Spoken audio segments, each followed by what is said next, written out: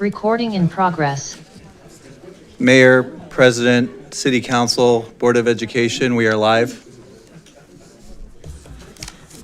Okay, welcome everyone. This is the special joint meeting of the Pasadena City Council and the Pasadena Unified School District Board of Education.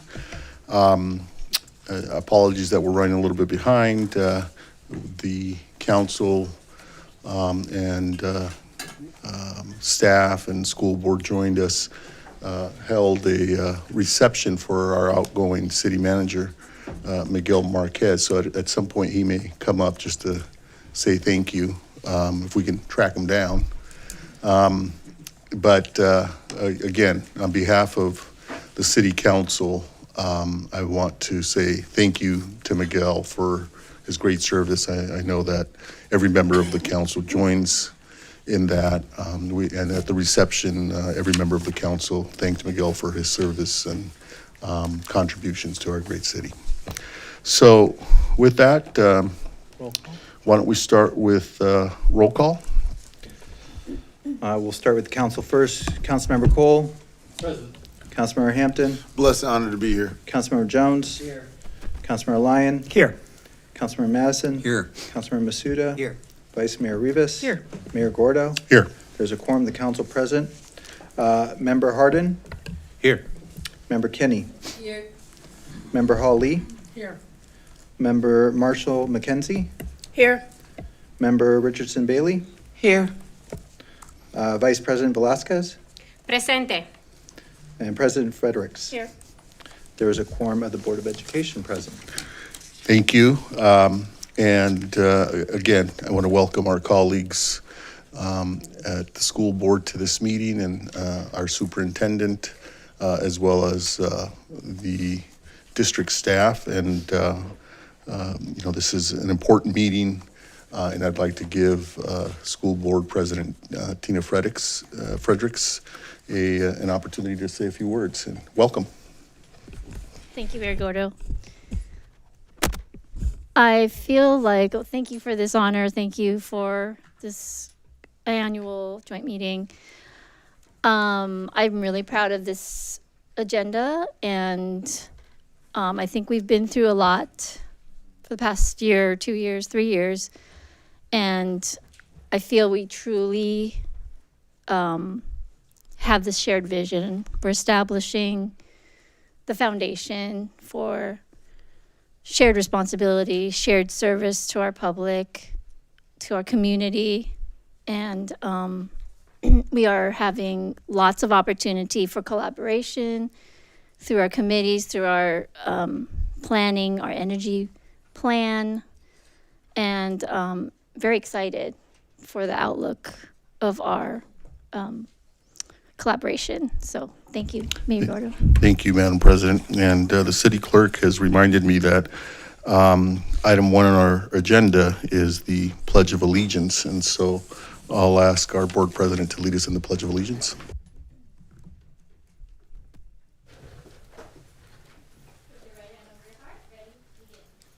Pledge allegiance to the flag of the United States of America and to the republic for which it stands, one nation, under God, indivisible, with liberty and justice for all.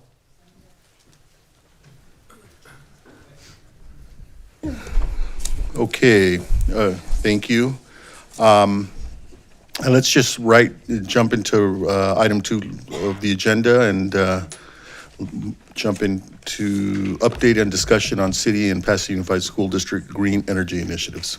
And Mayor, just as a reminder to the members of the public, this is a special meeting, and so the City Council and the Board of Education can only take public comment on matters on the agenda. So anybody who has submitted a card needs to make sure that they're speaking to the items on the agenda. Just wanted to make that announcement because we are getting some public comment for matters not on the agenda, and we will not be calling those cards. Thank you. Thank you. And we'll turn to the General Manager of the Utility, Mr. David Reyes. Thank you, Mayor Gordo, President Fredericks, City Council, and Board of Education.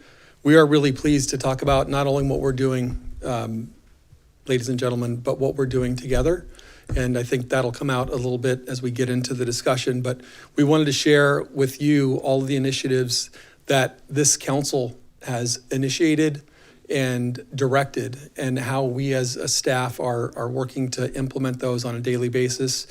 Our Assistant General Manager for External Affairs, Ms. Jen Guess-Mayo, has a brief presentation. Many of these items in greater detail will be shared with you on May 4th as we get into our CIP, but we wanted to share what we're doing this evening, and then how we're partnering, especially on the solar initiatives, because we can't do it alone.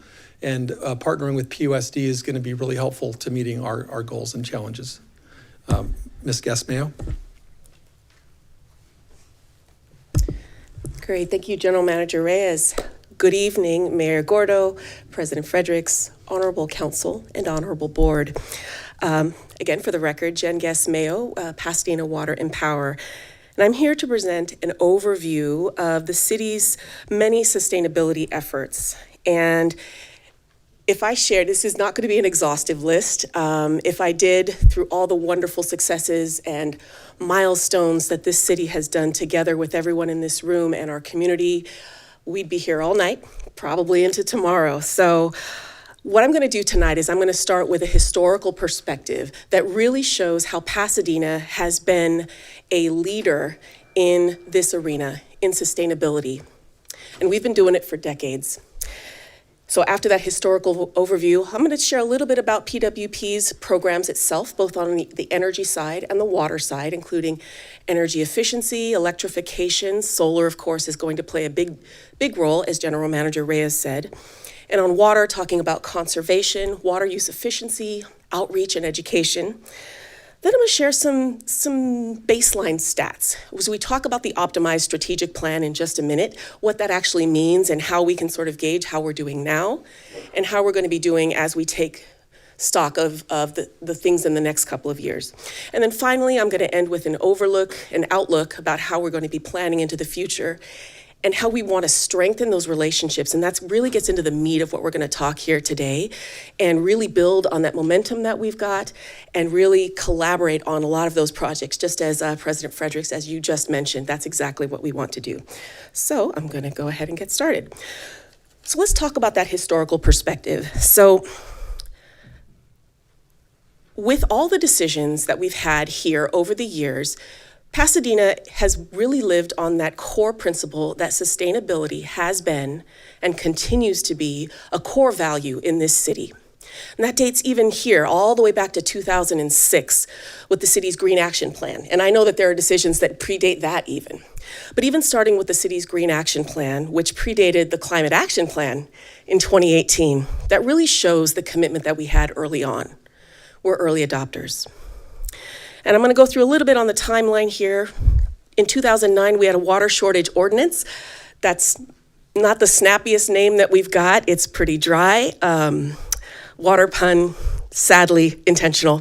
But I want to call that out because this is also a great example, because when the state of California took a stand to say water conservation is a California way of life, they said that in 2018. It was a Pasadena way of life from 2009.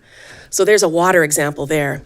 And then the 40% renewables goal by 2020 seems kind of small potatoes. No, that lays the groundwork for what we did now toward 100% clean energy. And at that time, the state goal was 33% by 2020. And the council said, not aggressive enough, not progressive enough. We need to do more. So then 2018, the Climate Action Plan, 2020, the Water System and Resources Plan, which is a holistic approach to water supply reliability in this city now and into the future. And then, of course, in 2023, the landmark council decision to set and adopt Resolution 9977, 100% clean energy by the end of 2030. Then late 2025, the optimized strategic plan, the pathway to reaching the goal in Resolution 9977. Clean Power Pasadena, which is the outreach campaign to talk about the pathway, to talk about Resolution 9977. And all of the program components go into there. And then, of course, 2030 and beyond, 100% clean electricity. So again, this is a snapshot. I'm not going to cover everything, but I do think it's important to point out in are energy programs that we offer traditional rebates for residential and commercial. We have direct installations, we offer rebates on bikes, cars, chargers. But really that gets into, and we want to talk about building those relationships. That's what this is about. If you look at the top left photo, that is two John Muir High School seniors at the time, who are scholarship winners for our PWP Annual Educational Scholarship. In that bottom left, this is part of our Living Wise program, our partnership with PUSD and with our Public Works Department. It's a program for second graders. We come into the classroom and we talk about all kinds of sustainability, water, energy, air quality, recycling, you name it.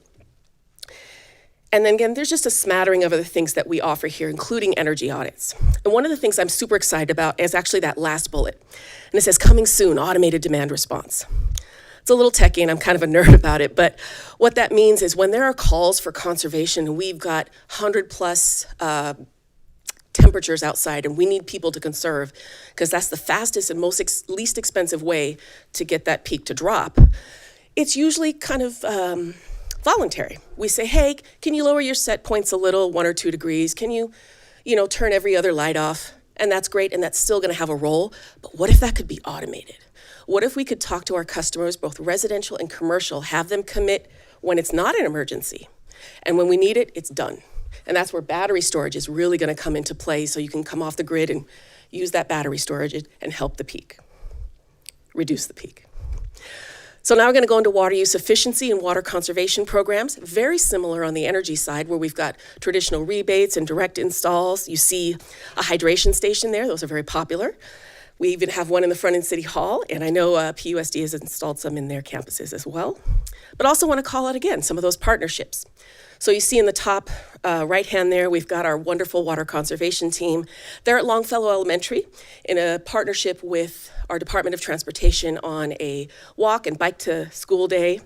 On the left there, that's also our water team, and we talk about, this is Marshall Fundamental, I believe, and this is a science night, talking about careers, talking about science. And then of course, the artwork you see there is also an elementary school student from TUSD who had won an award for our Water is Life art contest a few years ago. All right, so now we're gonna talk about solar and battery. I didn't forget about solar. It wasn't on that first slide because she gets her own slide.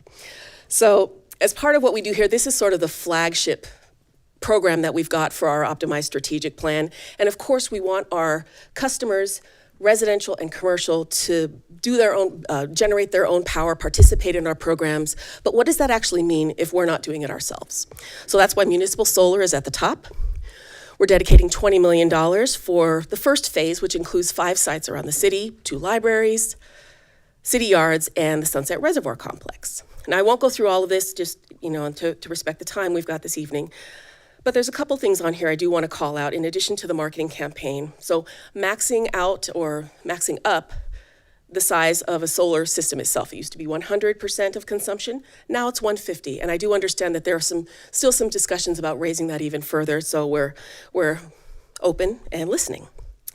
We also we're not charging plan review and inspection fees. There is also some conversation about potentially waiving building and safety fees in other areas. That's something we're still investigating with our planning department. Net surplus compensation or net energy metering is going to be and is huge. But I want to also call some attention to the last 2 bullets. So the second to last one says an online list of solar energy contractors in Pasadena. So this is a big one. When we talk about bringing solar on board, our customers are like, who do I go with? There's so many people out there. There's so many companies. Who do I trust? And as a city, we can't necessarily say this business over this business, but what we can do is say which businesses are operating in Pasadena and have completed solar installations. And that list is on our website. So you can go to the website, take a look, easily pick 3 to get a quote from, and it'll help demystify that process.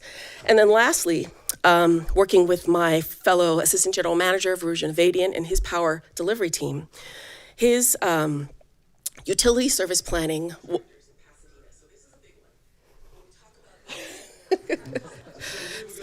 It's always weird to hear your own voice. I got you, there's an echo in here, all right. What the power service delivery team is doing is they're developing a customer questionnaire. And this isn't necessarily just at the end of like getting your rebate. What they want to do is they're developing questions that once you go through the process, including the contractor, before they get that permission to operate, they can turn it on and then actually apply for the rebate. We want to know how that experience went. Was it easy? Did we call you back when we say you couldn't call you back? Were we awesome? Were we not so awesome? How did your contractor work with our team? We want to know. Because yes, this is a pilot program. Yes, it's a year, but we don't want to be able to make changes at the end of a year. We want to know, so if there's corrections to be made, things to emphasize that are great, things to eliminate that aren't, we want to know soon. So I'll run through these really quickly. These are just our expected outcomes. More solar, more battery, reduced GHGs. We want to improve public awareness, and even those secondary benefits about clean energy jobs and economic activity. And so these are those baseline stats I talked about. I won't go through all of them, but I do want to call out a couple. So when we decide that we want to evaluate how we're doing over the years, or even over the months, where do we start? Not just at 0, but when we started really turning up the heat on these efforts, where were we at that time? So for example, the top left one where we talk about 32.4 megawatts of solar installed since 2008. It's a good number. We want that to be a lot higher. So we're going to look at this number in a year and see how we did and continue to do that as we go. Here's another really good one on the water side, 908 acre feet just in fiscal year 25 through water use efficiency. What does that mean? That is 908 football fields in the Rose Bowl, 1 foot deep. That's kind of a big foot, maybe a little like this. It's a lot of water, and it really speaks volumes about how we can measure our success, identify areas to improve, and identify areas for collaboration. So this is my last slide. So reiterating what I started the presentation with is what we want to do is we want to deepen those relationships that we've got with organizations like PUSD so we can adopt clean technologies and we can have collective sustainability goals. And for other organizations, if you have sustainability goals, great, let us participate with you. If you don't have a sustainability goal or a plan, let us help you put one together. That's what we want. So we've already started conversations with PCC, Caltech, the Civic Center, Commercial Properties, Huntington Hospital, and of course, the Pasadena Unified School District. And I want to shout out to our Key Accounts Program Manager, Mr. Marcos Esteda, who's here. Where'd he go? There you are, hi. Who's done a lot of groundwork with he and his team to build these relationships, and we're doing more because it's going to be more than the Key Accounts Program. It's going to be more than Water and Power. It's going to be the city. It's going to be the organizations, and that's really what we're going for here. So I don't want to steal PUSD's thunder. I'm seriously excited to see the details of the presentation here. So with that, I will turn it over to our colleagues at PUSD. Thank you.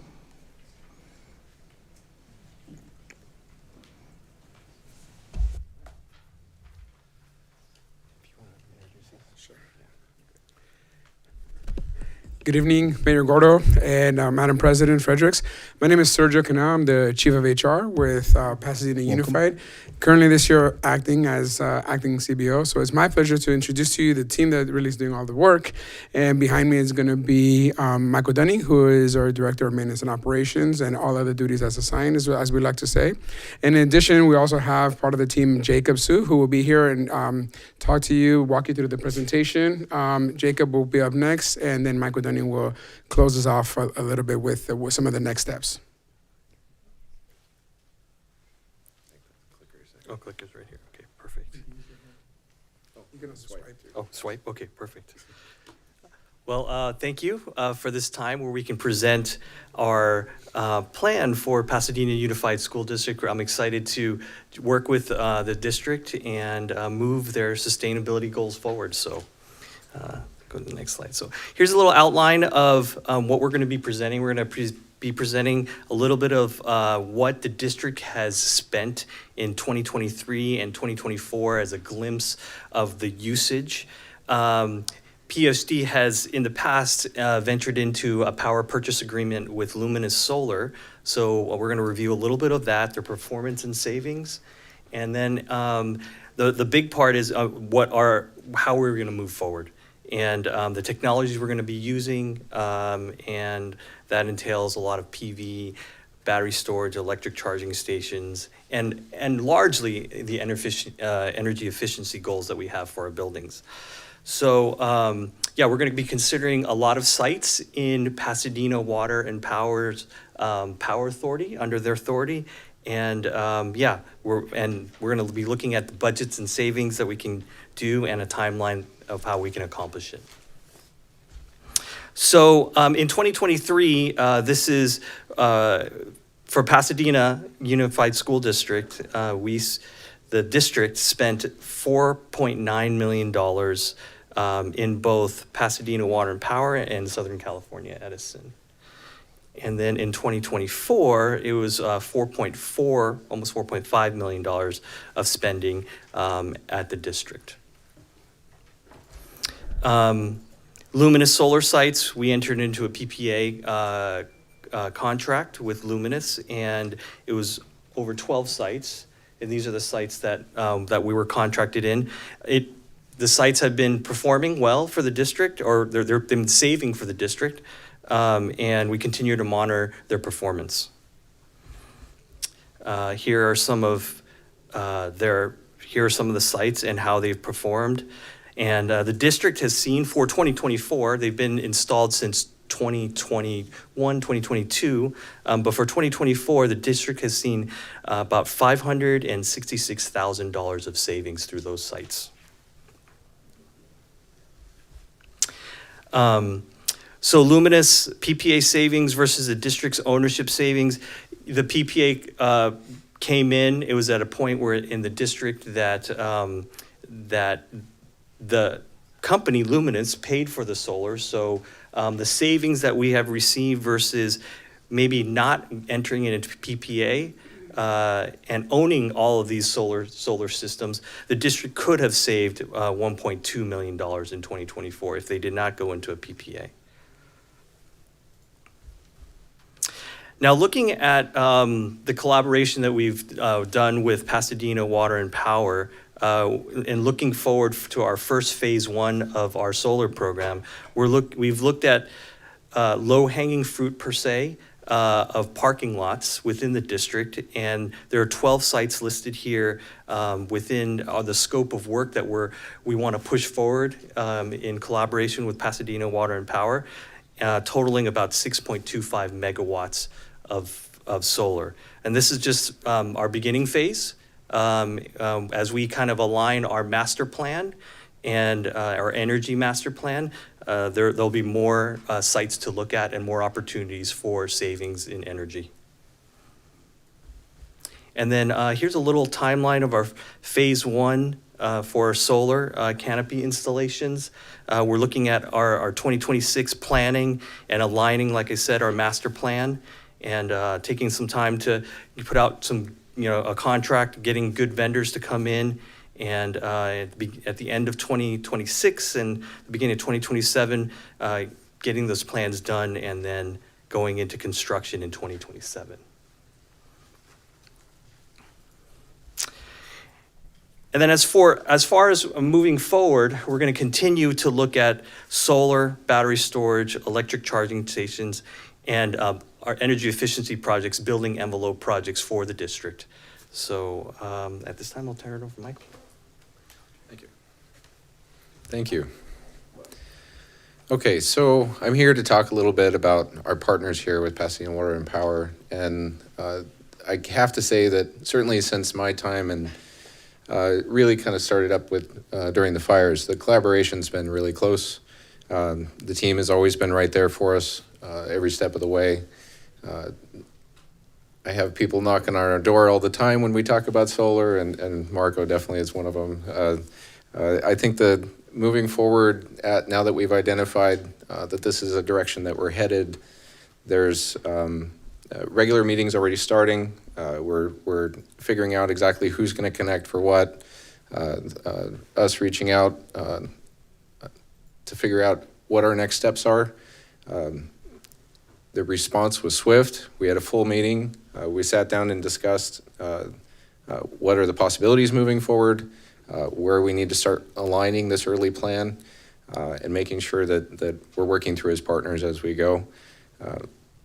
as Jacob said, we have a master plan, a district-wide energy master plan that we're developing here. It's not just about savings with the district, it's about creating sustainability. We're looking at code upgrades, things that will increase the efficiency of all of our buildings, not to mention emergency backup, which we did realize we definitely need here and there during those peak hours. Once in a while, we end up with some sort of outage, and us being able to sustain some sort of stability for the students makes a lot of sense. So we're going to be looking down those paths and make sure that all of the money that we're planning on spending goes in the really makes us put the best foot forward. Phase one really is going to be early, like you said, low-hanging fruit. Right now, it would be parking lots that we know are ready to move forward. Nothing's going to change at these campuses. We're going to try to identify about 3 campuses to start. And right now, we're getting pretty close to coming up with those answers. The energy master plan, we feel, should be pretty much wrapped up by about August. So we can definitely provide an update if that's necessary. And then we'll move into looking at solar battery storage, EV charging, and energy efficient projects. And we're already looking at those at the places where we're doing modernization on the campuses. It's not only helping us meet all of the Title 24 requirements, but it's a direction that our board has put forward as well. And these are the types of things we're looking at as when you look at the entire energy master plan. That would be window upgrades, lighting retrofits and replacements, HVAC upgrades, controls, the BMS system so we can turn the air conditioning on and off remotely. All of our campuses aren't that way currently. And obviously building envelope projects. So we're looking at all kinds of sustainability projects. Department of Water and Power and the city in general has been a great partner, and we're going to continue to work together. And that's, I believe that's all we have for you tonight, and we would be willing to take questions. Thank you. I'm going to take a moment of privilege here and ask that before we move to questions, I want to recognize our outgoing City Manager, Miguel Marquez. We had a beautiful reception before this public meeting where members of the school board attended and every member of the city council and staff also attended. And it was unanimous, we are not accepting Miguel Marquez's retirement. We're contacted PERS and rejecting it. But I want to give Miguel a chance to say a few words. And again, reiterate that every member of the council had the opportunity to speak and thank Miguel for his work and great contributions to our city. Miguel? Thank you, Mayor. And, I'm still overwhelmed by what just happened downstairs. And I'm so grateful and feel humbled and honored to have served in this role. And I got to tell you, it feels different. I think in all the time I've been here, this is the first time I've sat. It looks different too. See you so relaxed. Yeah, but it definitely, it's a different perspective, and it just makes me feel so proud to see this kind of partnership happening. So I want to publicly thank, and I know there's more people that get to watch on Pasadena Media, the council for selecting me to serve as city manager nearly 4 years ago. All our partners, PUSD, we've done a lot together, Dr. Blanco and your team and the board. PCC has been an incredible partner, but even internally in our own family system, RBOC, RBAC, PCOC, on and on and on. It truly has been an incredible journey. But it's more than those folks. It's also our faith leaders, the CCC. Our community is incredible that way. I always talk about it. Our secret sauce in Pasadena is community engagement, right? And we have it here in a place, and I've worked in so many different places in my career. I've never worked in a place like this where the community steps up. We saw it mostly in the Eaton Fire. I think, what all of us who I just mentioned, what we all did, came together, business partners, everybody, was incredible. We literally had to evacuate half the city overnight. And we actually helped people find shelter, probably on the order of 1% to 2% of people. everyone else evacuated themselves, because that's how our community, takes care of itself and each other. So we did a lot, but really at the end of the day, the point I'm trying to make is it's community that makes this place special. And it was truly a privilege to those watching on TV. It was such an honor and a privilege to be your city manager for the last 3.5 years. We were challenged in ways I don't think any of us could have expected. I thought I was coming from a big county with big challenges, and I'm going to come to little Pasadena. It's 1/10 the size. It's going to be 1/10 the issues, and not so. Not so, but proudly, I think, when we look at not just the fire, but ice and everything else. I couldn't be more proud of the time I spent here. And I said this with Mr. Cole the other day. I just thought of it, and I did spend more time in San Francisco than I did in Pasadena, but there's no question I left my heart here in Pasadena. So thank you so much.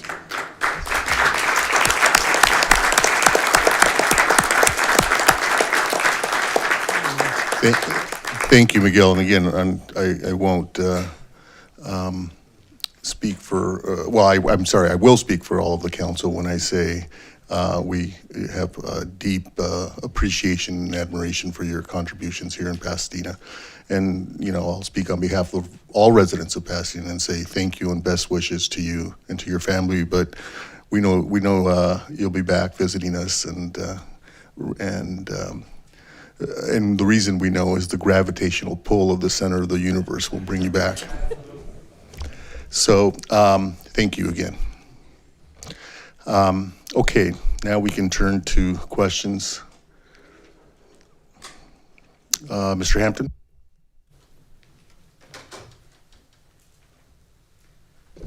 I'm not used to sitting over here. I didn't know how to turn the mic on. The question I had about PUSD solar, and also just to clarify for some of our solar programs as well, we give it to 150%. But if you get a battery, you can go unlimited. I just want to make sure that that's still correct.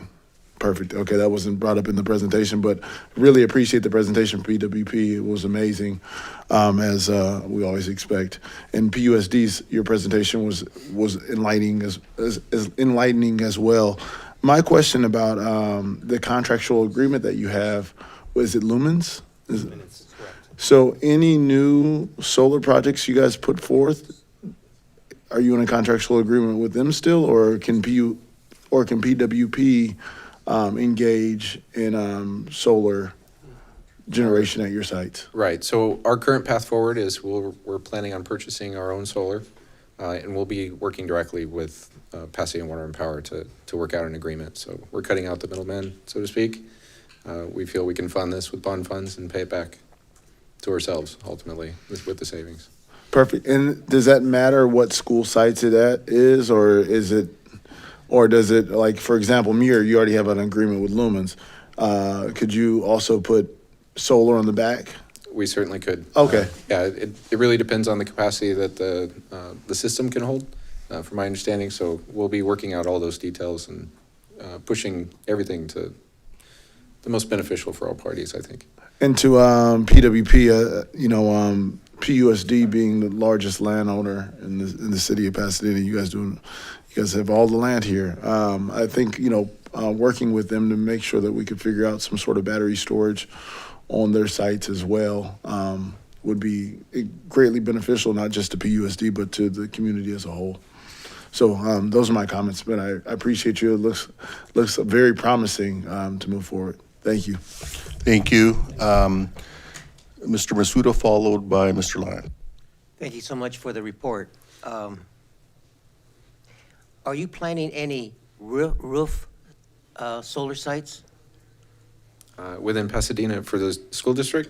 on the buildings? Not yet, no. We're seeing a challenge with the engineering of that.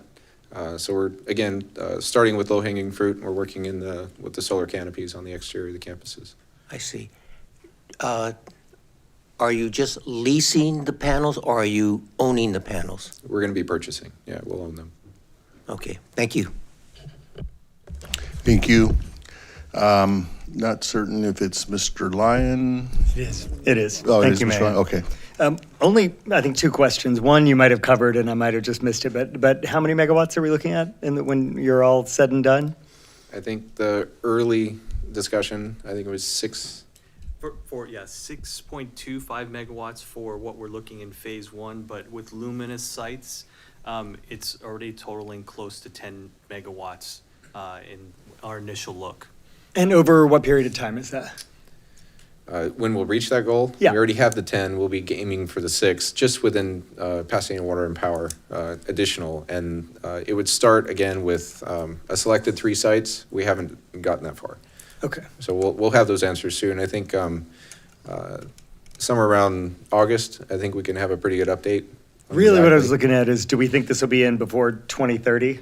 I'm just doing the math in my head for what we. need to Yes, get. we believe it'll be Okay. before 2030. Yeah. Thank you.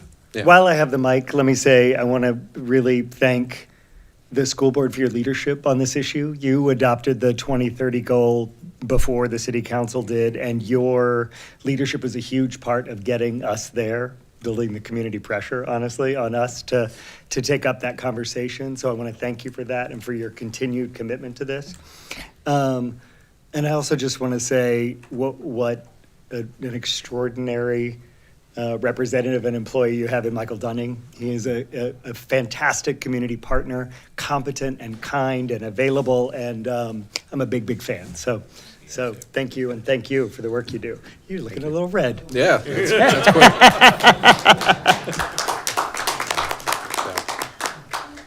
Okay. Mr. Jones?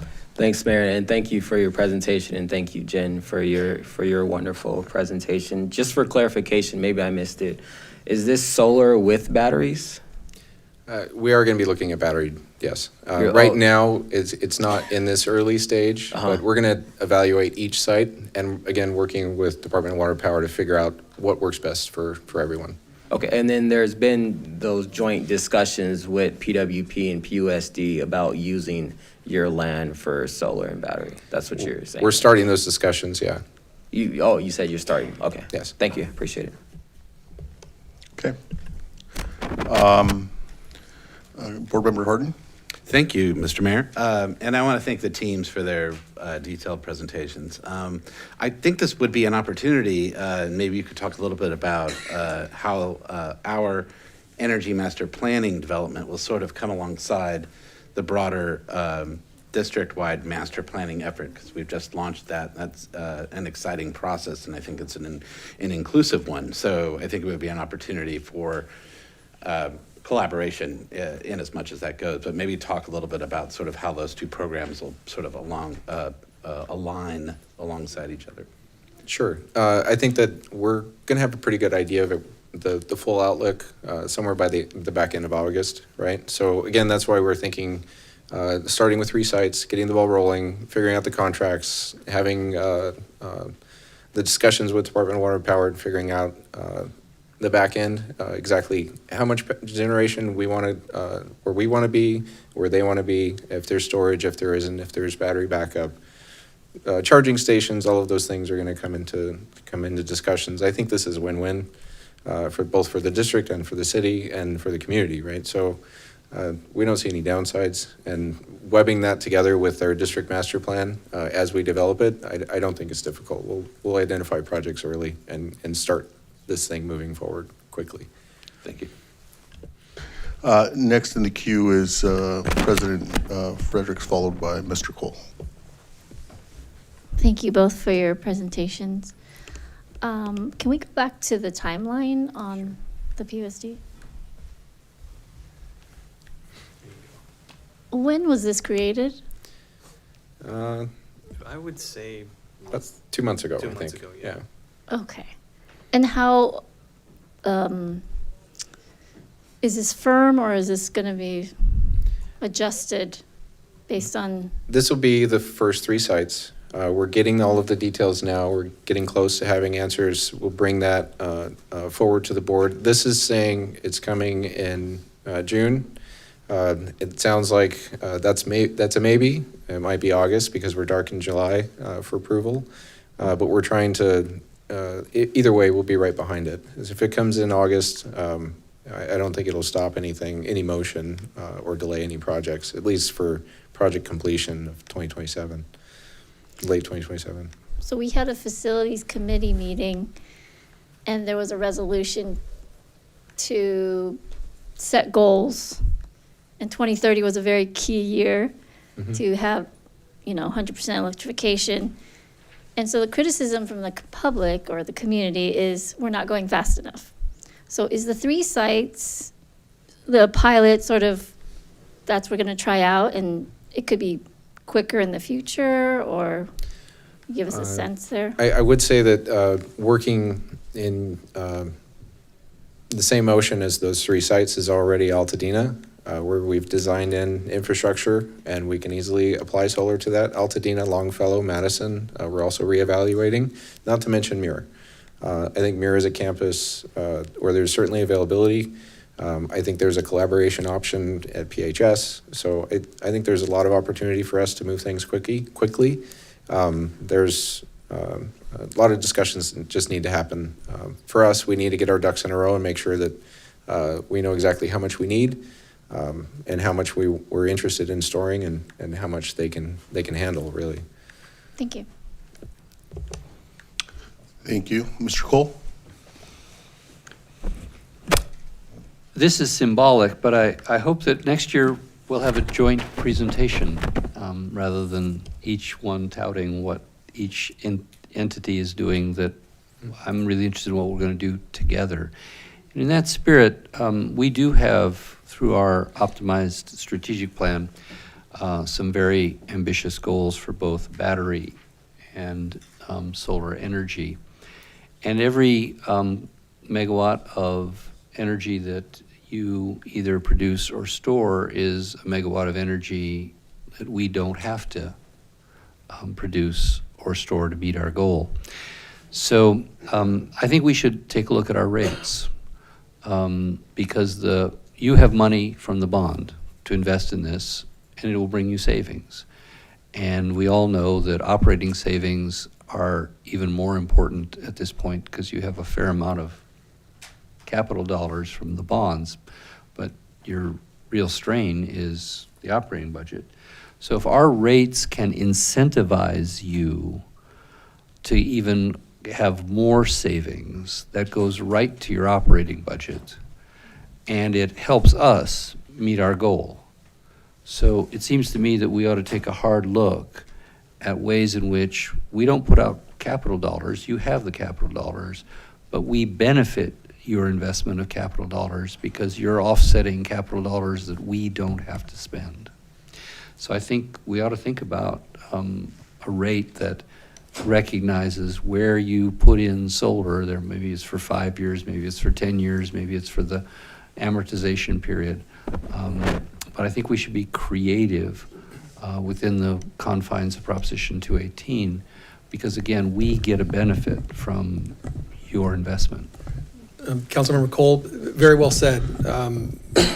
We can't do it alone. I think when we adopted the OSP, Councilmember Madison asked how are we going to meet those ambitious goals, and one of the answers that I provided was we can't do it alone. We are going to do some, residents are going to do some, and our community partners are going to do some. And this is huge for us to have PUSD have this kind of capital investment to make.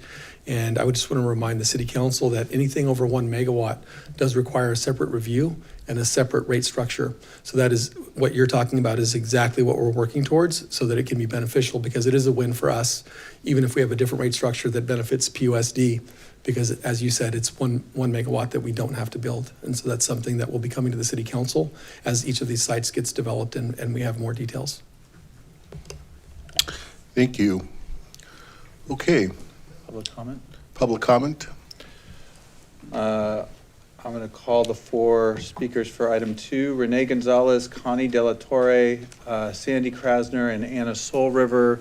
Also want to report out that the city clerk's office received 1 letter advocating that the city council and PUSD preserve trees in the city, including on city and PUSD property. Those letters were posted online and made part of the record. Mr. Gonzalez. Mr. Gonzalez, welcome. 2 minutes. I'll ring a bell when you have 30 seconds left. Thank you. Good evening. Good evening. Good evening, Mayor Gordo, Vice Mayor Rivas, council members, board members, and superintendent. A teacher is one of the most noble professions in our society. Yet here at PUSD, our teachers have been underpaid for decades, while contractors, vendors, and outside entities continue to benefit from a broken system with no local hire.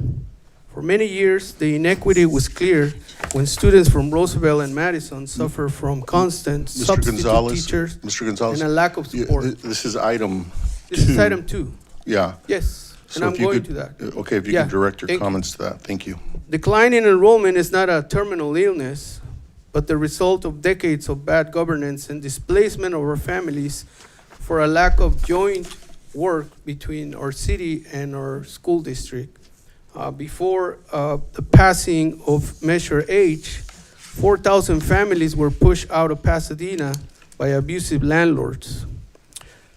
The 7-step plan is an opportunity to build affordable housing, sustainable energy, and reconnect those displaced Mr. families with Gonzalez, school-aged children. We've been pretty lenient, but this is regarding item 2, which That is just one opportunity for Green. both of these governments to rebuild our community and make, sustainable energy investment, including EV chargers for our teachers. And that will, create better retention for the teachers and discounted rates for our underprivileged communities using our own money. So I'm glad to hear that finally we're working in collaboration with Water and Power, because the PPA was one of the worst mistakes in the history of Pasadena Unified. I called that out the first day, and I'm glad that it was scaled down, and I wish to see that the maximum installation can be done for the benefit of Thank you, of Mr. the Gonzalez. teachers and the community. Thank you. Thank you. Estela Torre. Stella Torre, welcome. Hi, you guys. I love to see everybody together. That's the way it has to be, because, we're a family. And I'm here to, to see that I'm very proud to see all together. But at the same time, I want you guys to work together. As a community, I'll be retired this year after almost 38 years and 42 years together. And I'm happy to be in this community. I love my community, but I wanna, begging you guys to, to open your heart to do the best for our community. I know that you guys care for our families, but that right now at this time, we need every one of you guys to do much better for education, to help our kids, and not let the people go. Let's work together for our kids. And they appreciate every one of you guys. Most of you guys know me for many, many, many years, and I'll be happy, to continue working with you guys. I'm leaving the PUSD, but my heart is still Pasadena, and I'll be working with my middle schools. I'll be mentoring my middle school students, because that's what they need help. And I know that, in the future, maybe I want to come and ask for help, because that's what I want to do, mentor our kids at middle school. Thank you so much, and I wish you the best. And please help our community, and especially our parents and our students. Thank you so much for letting me talk to you guys. Thank you, Mr. Bye. Latorre, and thank you for your work. Sandy Krasner, followed by Anna Soul River. Mr. Krasner, welcome. Hi, thank you. I'm a member of Pasadena 100, as some of you are aware. I'm really glad to see that PUSD and the City Council are working together on our energy plan. Clearly, in order to reach our goal, we're going to need all hands on deck, and so it's great to see everybody working together. I want to congratulate PUSD on all the work they've been doing on parking lot solar, trying to read my kitchens, HVAC, all the other work that's going on. In the spirit of what Mr. Marquez said before about community engagement, I'd also like to offer that we as Pasadena 100, as citizens and residents of the area with a lot of experience and a lot of understanding in electrical systems area, I'd like to offer our assistance along with PUSD and along with PWP. A particular case that we ran across, we were in a meeting with the Facilities Advisory Board the other day, and Mr. Dunning mentioned that there was a problem finding suitable heat pumps. I think it was. What I would like to offer is sort of our contacts in the Green Building Council and other people that are familiar with electrification and heat pumps and all that type of stuff. I'd just like to make an offer to you that we have a lot of experts and expertise in that area, so we would be glad to assist you in this. So in the meantime, thank you very much. I appreciate all the work you're doing. Thank you, Mr. Krasner. Ms. Soul River, welcome. Good evening. On April 7, 2025, this city passed its first adaptive reuse ordinance. That was not a symbolic gesture, it was a valid statement. It said Pasadena believes the greenest building is the one already built. Less than 1 year later, we're considering spending $128 million to demolish schools we could modernize for $78 million. That $50 million gap is not a budget decision, it is a contradiction. These schools are natural capital. They store decades of embodied carbon, cultural memory, and community identity. Demolition does not make that value disappear, it destroys it, sends it to landfill, and asks taxpayers to find its replacement from scratch. We just lived through fires that took irreplaceable built heritage from the region overnight. We know what permanent loss feels like. Option C asks us not to choose that loss voluntarily and pay more for the privilege. And we will do this in front of children we're asking to believe in sustainability. Ms. Soul River, so you're addressing item 2 as well? Yes, I think I put item 2, 3, and 4. Okay. I'm almost done. And we will do this in front of children we're asking to believe in sustainability, circular economy, and stewardship. We passed the adaptive reuse ordinance, we have a climate action plan, we have the policy architecture. What we need now is the courage to apply it to ourselves. Modernize, don't demolish. Thank you. Thank you, Ms. Soul River. That completes public comment on this item. Okay. Well, thank you, everyone, for your work at the district and certainly at our utility. And thank you to the members of the public for your contributions as well. Mayor, I just have one brief follow-up on that discussion. Mr. It was a comment I was going to mention, and I hope that PWP and PUSD, when building these out, even throughout the city on our sites and in PUSD sites, that we are doing something to engage our youth as it relates to this emerging technology and this emerging career path. And so whether that be making sure that they're interns with the companies that we contract with, or creating some sort of initiative or program to educate our youth on that and paying them to do so, I think moving forward, the technology, the field, being able to work with your hands is really where we're going. And so I want to thank PUSD in their partnership, as well as PWP for hearing the council and saying, you know, we're going to do better and work with PUSD. So thank you. President Fredericks. Thank you, Councilmember Hampton. I don't know if Mr. Dunning would like to make a short response to Mr. Hampton's idea. I think that Sure. speaks to the community workforce Mr. Dunning. agreement. Community workforce agreement. Just when you thought you were out, they pull you back in. Yeah, it's okay. This is actually really exciting for me. I think it's a good deal for us to enter into a community workforce agreement, which was just passed by the board. There's not just are we doing union labor with the contractors, we're applying classes and job walks and trying to stir up some energy with our College and Careers Department to get students out there learning what these trades are, what the opportunities are for themselves. And we're also actively, I can say that we are actively engaging with local communities. So us trying to pull in local contractors, work with the community directly, I think is something that we have been lacking a little bit on, and we're trying to make up for that. We're really trying to make up for that. So yes, I think that it's a great thing. It's a good opportunity for us. And I know PCCs and Dr. Gomez are also working towards that end together with the city and the school district. Yes. In our partnership on CTE. Yes. Okay. Thank you. Okay, I'm going to turn it over to President Fredericks to introduce the next item. We are at item 3, discussion on shared advocacy efforts to lobby for adequate federal funds to support city and school district mandated services including services related to public health, housing, and special education for students with disabilities. Dr. Reynoso? Yes, thank you. Doctor, welcome.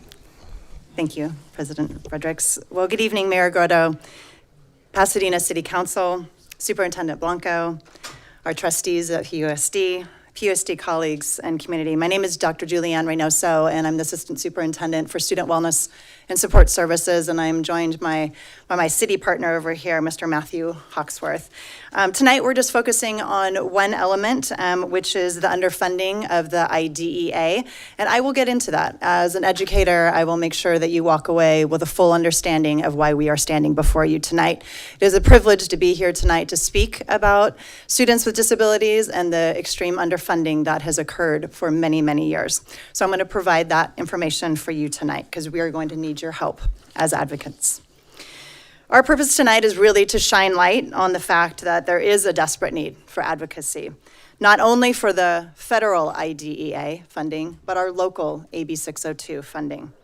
Let me begin by saying our students with disabilities are general education students first and always.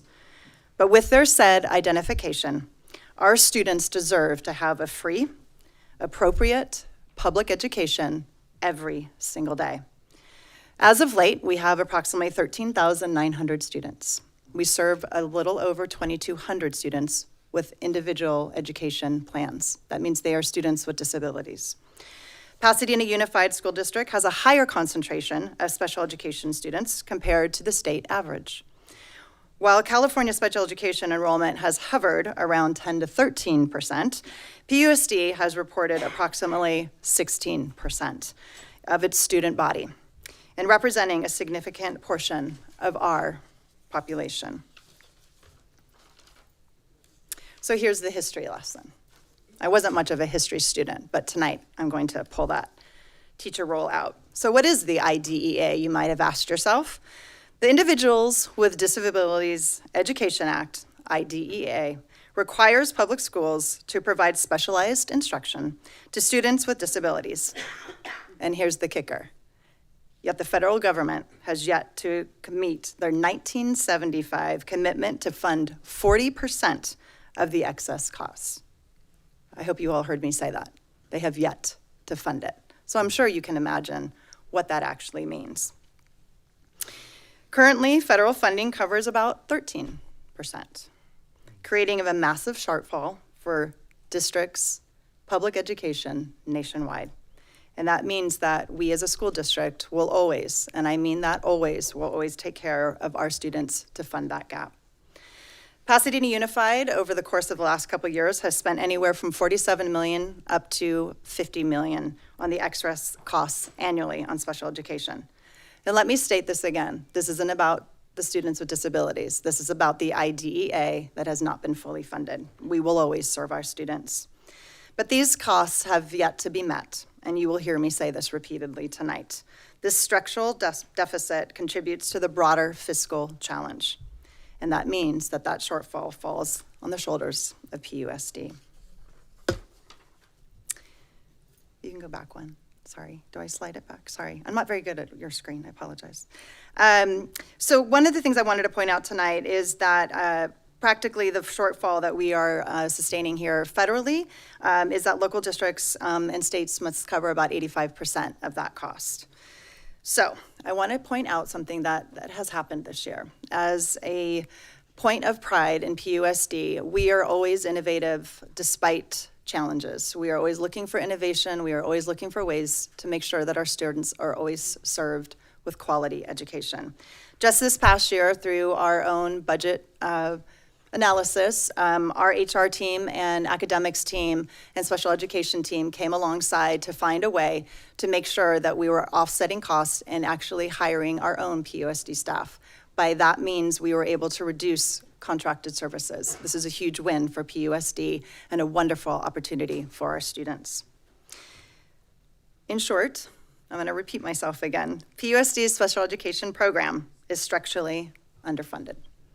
And that means that we need to be advocates. And my partner here will be talking a little bit about that. But we demand, I don't just expect, but the state and the federal government must do better to serve all students. PUSD will always and forever service students, all students. Thank you, Doctor. Those are certainly We have- sobering numbers. Yes, one more point Oh. of opportunity here. All right. There we go. There we go. Yeah. Mr. Hawksworth? So Matt Hawksworth, acting city manager, normally the assistant city manager, and one of the things I do is legislative policy for the city. And as we were talking about it, one of the things that we do a lot is we're really good at lobbying for ourselves, like PUSD is probably really good at lobbying for yourselves. So in talking about how we could partner, the easiest thing for us is to use our lobbying efforts, our legislative weight that we have to help the school district in areas that we can help. And this one, when we started talking, was an obvious one that we can and we need to use our lobbyists, our letter writing capabilities, our partners at the Rose Bowl and other agencies that also have lobbyists to put all of our weight on this effort to help the school district. So while we don't have a specific funding source, that's the same way. We're all challenged with funding cuts. We run a full housing program and a public health department, as you probably know, that is heavily weighted on federal funding, that is continuously being cut. Even if they don't cut it, it's not growing, so we're still losing to inflation. So we certainly understand this. And I just wanted to share our support that we're certainly here to help wherever we can and helping get the federal government to do what they're supposed to do. Thank you, Mr. Hawksworth. Doctor? And just a quote from Michelle Obama, public education is our greatest pathway to opportunity in America. Thank you for your time tonight. Thank you. And thank you for the presentation. The numbers on the funding are sobering and disappointing. And your point is certainly well made. I'm wondering if, because this was a congressional mandate, if I understand your comments, or maybe it was just a goal versus a mandate. But if it's a mandate, I'm wondering if we shouldn't join with, we have the National League of Cities, we have the California League of Cities. I'm certain that the PUSD has similar groups that you belong to, and so it might be an opportunity for some joint advocacy and maybe legal action if it's in fact a mandate. And so I would leave that in the hands of the city attorney and your general counsel. Thank you. Thank you, Dr. Reynos. Oh, Mr. Harden, followed by Mr. Jones? Yeah, okay.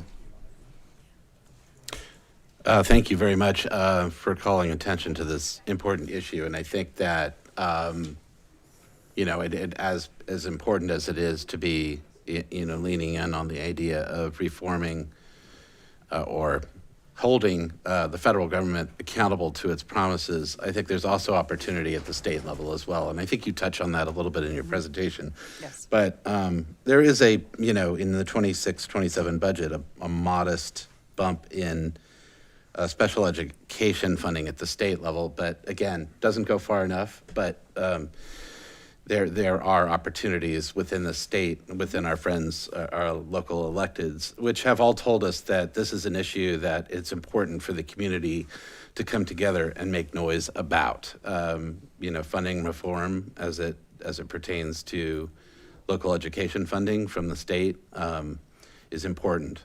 We need to reinvest in those conversations, and I think our partners in the city can help with that in engaging with our local electeds to reform special education funding at the state level. Absolutely, Trustee Hardin. One of the benefits that, as you stated, AB 602 is our local here in California. There is going to be a bump, as you noted. It's going to be going from 917 $100 to $999. So there will be an increase, which will be helpful to all districts and PUSD serving students with disabilities. And the other local opportunity that PUSD is taking advantage of is on May 6th, 7th, and 8th, we are storming the Capitol. We are taking 2 parents. So when I say storming, we are going to storm. I mean, politely. But Senator Perez, if you're watching, Dr. Reynoso, Visiting PUSD the is coming. So we have made appointments. We have 2 of our committee advocate parents joining me, as well as one of my colleagues in the special education department. And we've made appointments with Harabedian's office, as well as Senator Perez, and we've taken a stance on AB 602. Grateful for the opportunity and that bump. That we will definitely give kudos to that. But we also are going to continue to push on all the Senate bills that are out there right now for inclusive practices, for playgrounds, for what's best for our students that show up to our schools. So thank you. Thank you. Next,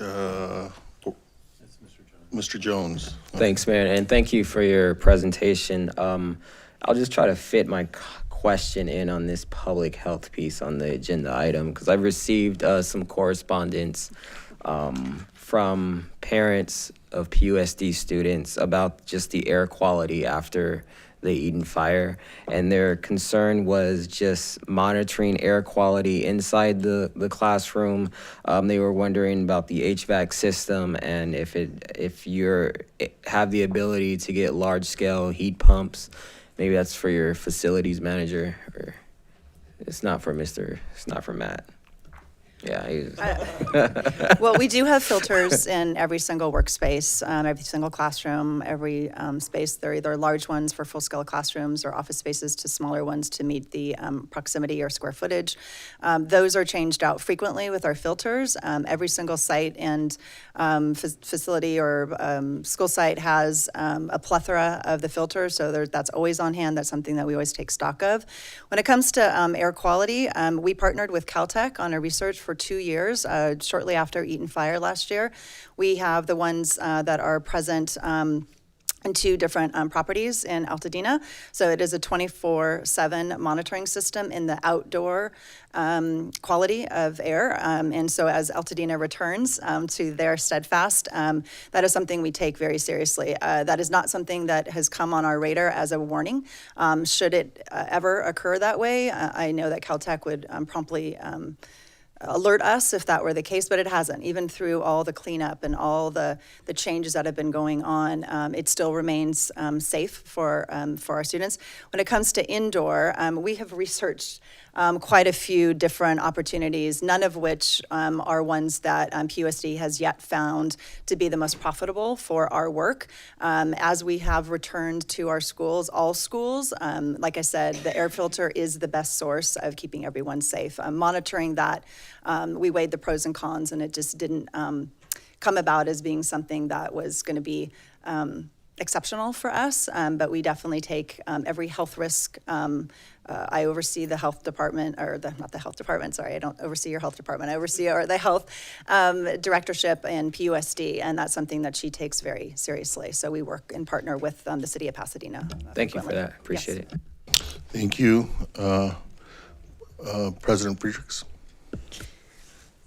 Hi, Dr. Reynoso, and thank you, Mr. Hawksworth and Dr. Reynoso, for your collaborative presentation. Can we go to the first slide?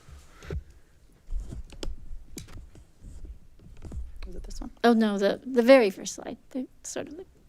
I just want to draw attention to the collaborative slide that have both names on there. And so this is the bar that we must set for future slides. And I'm so extremely proud of you, Dr. Reynoso, for your presentation and your, what my children call fire. Thank you. And thank you for answering all these questions. Certainly. What does a legislative collaboration look like between 2 agencies? Has any of our 2 entities ever done that with another agency? I just kind of want to know what that looks like. Sure. I can speak from the city perspective in that we collaborate with agencies pretty regularly, other cities, our Council of Governments in the San Gabriel Valley, as the mayor noted, the League of California Cities. There's a whole variety of groups that we collaborate with. The two most effective things that we probably do is we share letters of support or objection or requests for amendments. So we share those with each other so that, one, we have a draft of what we might use, but two, to ensure that we're all conveying a very similar message if that's our preference. So we could certainly do that kind of work. The other thing is that giving those key issues to our lobbyists, so when they're in Sacramento or in DC, they're also conveying the same message to our legislators, and our legislators are hearing it from a variety of people. And then we, as local government, we have action days where maybe we don't storm the Capitol, but we go together as collectives, and we go to groups. We had our capital budget earlier, and Councilmember Madison was talking about a trip to DC that a group did to lobby for something. We'll go together as groups, and we'll meet with our legislators at different levels, so that, again, they can see that there's a number of people in the room, and we all deeply care about the same thing. So those are some of the ways that we could talk about doing the same thing across the district and the city together. Thank you. Mayor, if I could, I'm the chair of the legislative policy. I don't know if the board has a similar committee, but I'd be happy to liaison with you. And, you know, sometimes collaboration means I'll support or oppose you, whichever helps the most. And I would say, President Fredericks, our SELPA, which is, we're a single SELPA, the special education, but we partner and we meet once a month, whether in San Diego or Sacramento. And so we are always trying to collaborate and find out what is everyone else doing so that we can be that. And I will apologize for using the word storm the Capitol. I didn't mean to make that sound like I was going to be violent, but we deserve better. Our students deserve better. Do you want to come? Yeah. Come on up. Right. 3 weeks. Let's go. Let's go. Yeah. Member Hawley is next. Thank you very much, Dr. Reynoso. And, you know, it really makes me happy that we're talking about this. So sometimes I encounter that people say, well, we haven't gotten full funding for special education since 1975, and they're just never going to do it. But sentences like that I don't operate well with that, because this is our money.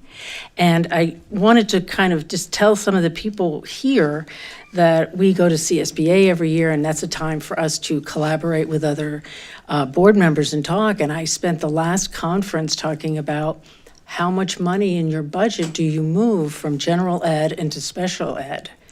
And they all just said, well, that's the problem. San Francisco's moving 90 million. Fontana's moving upwards of 90 million. We're moving 50 million, and we just had to cut 30 million. So it doesn't take a rocket scientist to figure out what our problem here is, and it's completely unfair, and it needed to happen in 1975. And we do have a legislative and advocacy committee, and Trustee Marshall McKenzie and Trustee Harden and I are on this, and so we've been talking about these issues. We're also on a 5-star coalition with other districts, so it's South Pass, Burbank, us, and La Cañada, and Glendale. And we spent the 5-star coalition, the last meeting, talking about what can we do more as a 5-star coalition to really deal with our financial problems, because the bottom line is public education isn't financed and funded as it should be. We do have a mandate to educate every single child. Also, we're moving towards inclusive practices, which means that we are all general ed, and every person, with a disability or not, has to be able to have the best possible education that we can give them and that they need, and to access every single inch of every building without having to go around the back or to get there early. All these things that are kind of from back in the last century that we are really behind the 8 ball on. So it brings me great hope that we're actually putting this front and center, and I have every belief I have, and with every cell in my body, we can get the full funding of IDEA. And our Congressmember Judy Chu has a bill for the full funding of IDEA. There just aren't enough Congress members signing on to it. And this is just egregious for our children. So, thank you. Thank you. Member Marshall McKenzie, followed by Mr. Hampton. Good evening and thank you. As my colleague said, I do chair the Legislative Advocacy Committee. Happy to work with Councilmember Madison on joint advocacy work, and Mr. Hosworth, I'll take up on that offer. I actually just returned from Washington, D.C. with the California School Board Association doing our federal lobbying on the Hill regarding IDEA and a host of issues which include appropriate guardrails for artificial intelligence policy,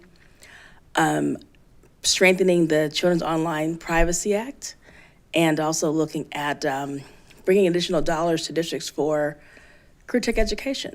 So definitely opportunities at the state and federal level for additional advocacy. Happy to be in collaboration, happy to be in partnership. We all live in the same community, serve the same people, serve the same students. We should be walking and talking together and fighting for our kids together. So I'm happy to be a part of that collaboration and partnership. Thank you. Mr. Hampton? I'm glad that we're having this discussion today as a student that was considered disabled. I guess with a student with a learning challenge is what I would always call it. And as I got older, I called it a superpower.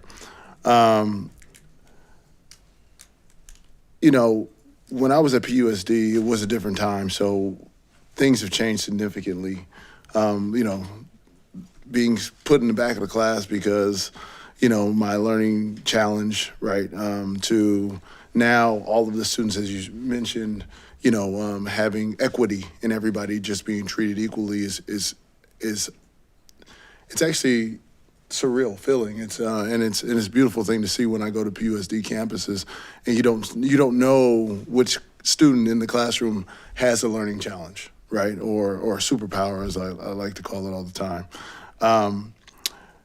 And so one thing I remember, and even still to this day, there are students that have IEPs that, as we're looking at internships and initiatives, they're sometimes left out of that discussion. And these are just regular kids, right? And they have a bit of a challenge, but everybody has a challenge as far as I'm concerned. It doesn't matter what that challenge may be. You're gonna have a challenge in life. That's life.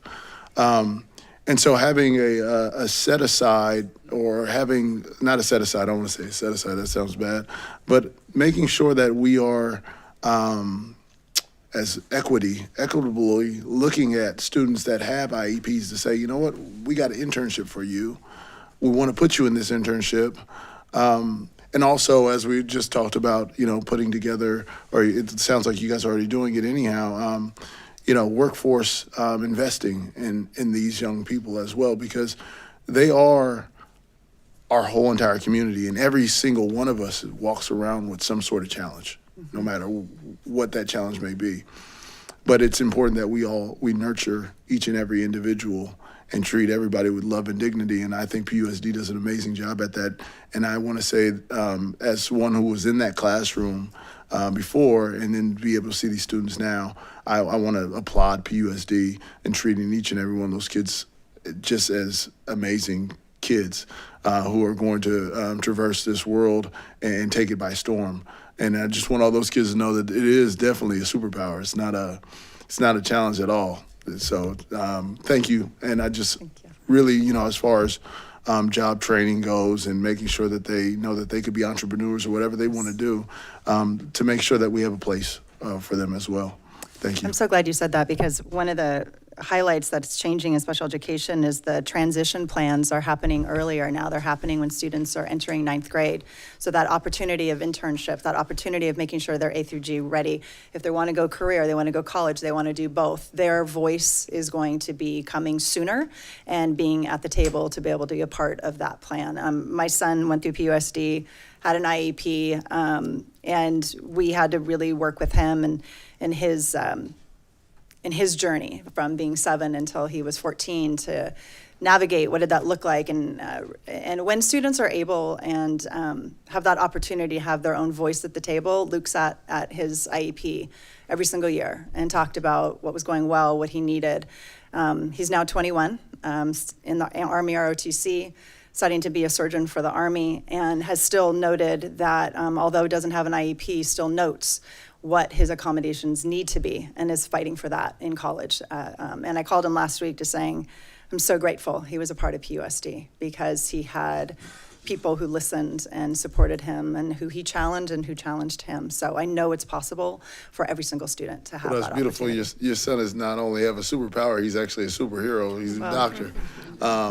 He's my hero. Thank you so much for sharing that with us. Actually, the point that there was something else that I was meant to say is, as we collaborate here as a city and PUSD, if there are policies in places where you're like, I think the city would be helpful in helping with our lobbyists, our city lobbyists, but also our elected body as a whole, please let us know how we could be of service and how we could do that, because that's true partnership. And I think if more cities, as you talk about, the other school districts, lobbying collectively but get those other school districts to talk to their cities as well, to say, you know what, we agree that we need to do this, because at the end of the day, our cities are really based, the people that are in them. Pasadena is a very unique place, and it's the best place in the universe, and I agree with that statement by the mayor. so thank you. Thank you. Yeah, before I turn to Mr. Madison, you took the words right out of my mouth, Mr. Hampton. In the San Gabriel Valley, there are 31 cities, 29 school districts, just in the San Gabriel Valley, 2.4 million people. And, the Council of Governments has been very active in lobbying for funding for and been entrusted with some of the freeway exchanges, so that it tells you the effectiveness. We're members of the San Gabriel Valley Council of Governments, and Mr. Cole is my alternate, and so between Mr. Cole and I, we can certainly bring to the Council of Governments the concept of organizing around our 29 school districts in the San Gabriel Valley and do some joint lobbying there. And so it should be an effort not just of our city and our school district, but all of the 31 cities in the San Gabriel Valley have public education. And so they certainly should be lobbying together with us for education. Thank you, Mayor. And so I'll bring that forward to the Council of Governments. Mr. Madison? Thanks, Mayor. I don't want to prolong the discussion, but definitely agree with Councilmember Hampton's comments. I think we all have disabilities. Sometimes they're visible, sometimes they're not. And, Einstein had ADHD famously. And he later in life said it really helped him, because when most of us have stopped staring at the sky and wondering how it all fits together, he was still thinking about that, and his intellect had caught up with his curiosity to the end of greatness. I would say that, and I think Dr. Reynoso, even your slide did show that it's up to 40%. So, if there were a legal claim there or something, I think we'd be all in, but it's discretionary, as you asked, Mayor. I think Congress has clearly chosen to not fully fund. And at the end of the day, it's a political battle. We do return, we send $80 billion last year, I think more than we got back as a state from Washington, D.C. It is our money, as I think you said, Jennifer, and we've got to keep fighting. It would be naive to think that this administration, which views people of less economic advantage, or people of color, or people of a particular gender or sexual orientation or anything else as less than and not to be helped. It would be naive to think that this administration would lift a finger. They're doing the opposite. They're trying to break families up and deny families their basic rights. So, but that something tells me in November that may change for the better, and we just need to keep fighting. So again, I look forward to working with you all. Thank you. I'm sorry, it's thank you, Mr. Madison. It's Mr. Lyon who's my alternate on the COG. Mr. Cole participates on the committee as well, though. Thank you, Ms. Yeah, you know, I do think there's an opportunity to bring this to the Council of Governments, work together, and then also through our two committees on legislative matters, we ought to be blending our lobbying efforts and our legislative platform. And so incorporating some education issues directly into the city's legislative platform. And, you know, we would ask that you consider doing the same, particularly as it relates to funding for the kids of this community. And we should also ask our county supervisor and the Board of Supervisors to consider the same thing. And so I'll talk to our supervisor, who I know has a deep interest in education and particularly the funding of education, or sometimes lack of, to work with us as well. Thank you very much. Thank you. Okay, that completes this matter. No, we have public comment. Oh, that's right, cards, we have sorry. 5 public comment Cynthia cards. Kennedy, but I don't see her in the room.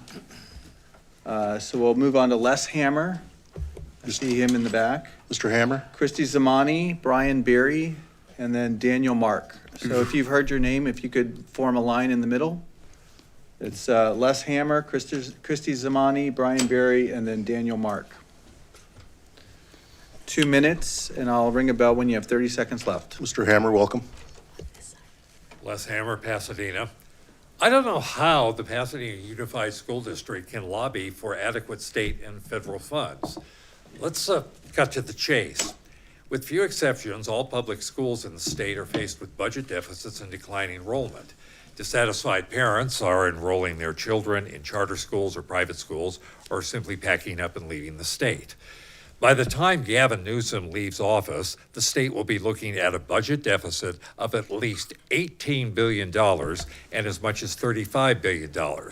Well, deficits be damned, militant unions like the California Teachers Association, the 800-pound gorilla in California politics, and United Teachers Los Angeles are demanding and getting a boost in wages and benefits. Just wait until the money runs out and the layoffs begin. Getting more federal funds for schools seems like a dicey proposition, given the fact that the Trump administration takes a dim view of the progressive fixation on diversity, equity, inclusion, gender-affirming care, and green energy. Everything except what is important, reading and math skills. Meantime, the Star News reports the uproar over which schools to close and which schools to consolidate. Well, don't worry about the structural deficit.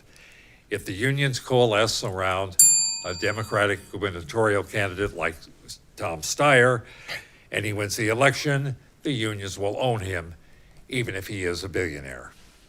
Thank you.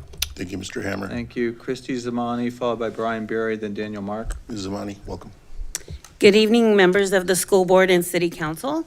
My name is Christy Zamani. I'm the executive director at Day One, a Pasadena resident, and most importantly, a mom to a third grader who's a Willard Wildcat. Tonight, I'm speaking to you on behalf of the Pasadena Partnership for Children, Youth, and Families, a coalition that's come together for over 20 years to ask one simple question.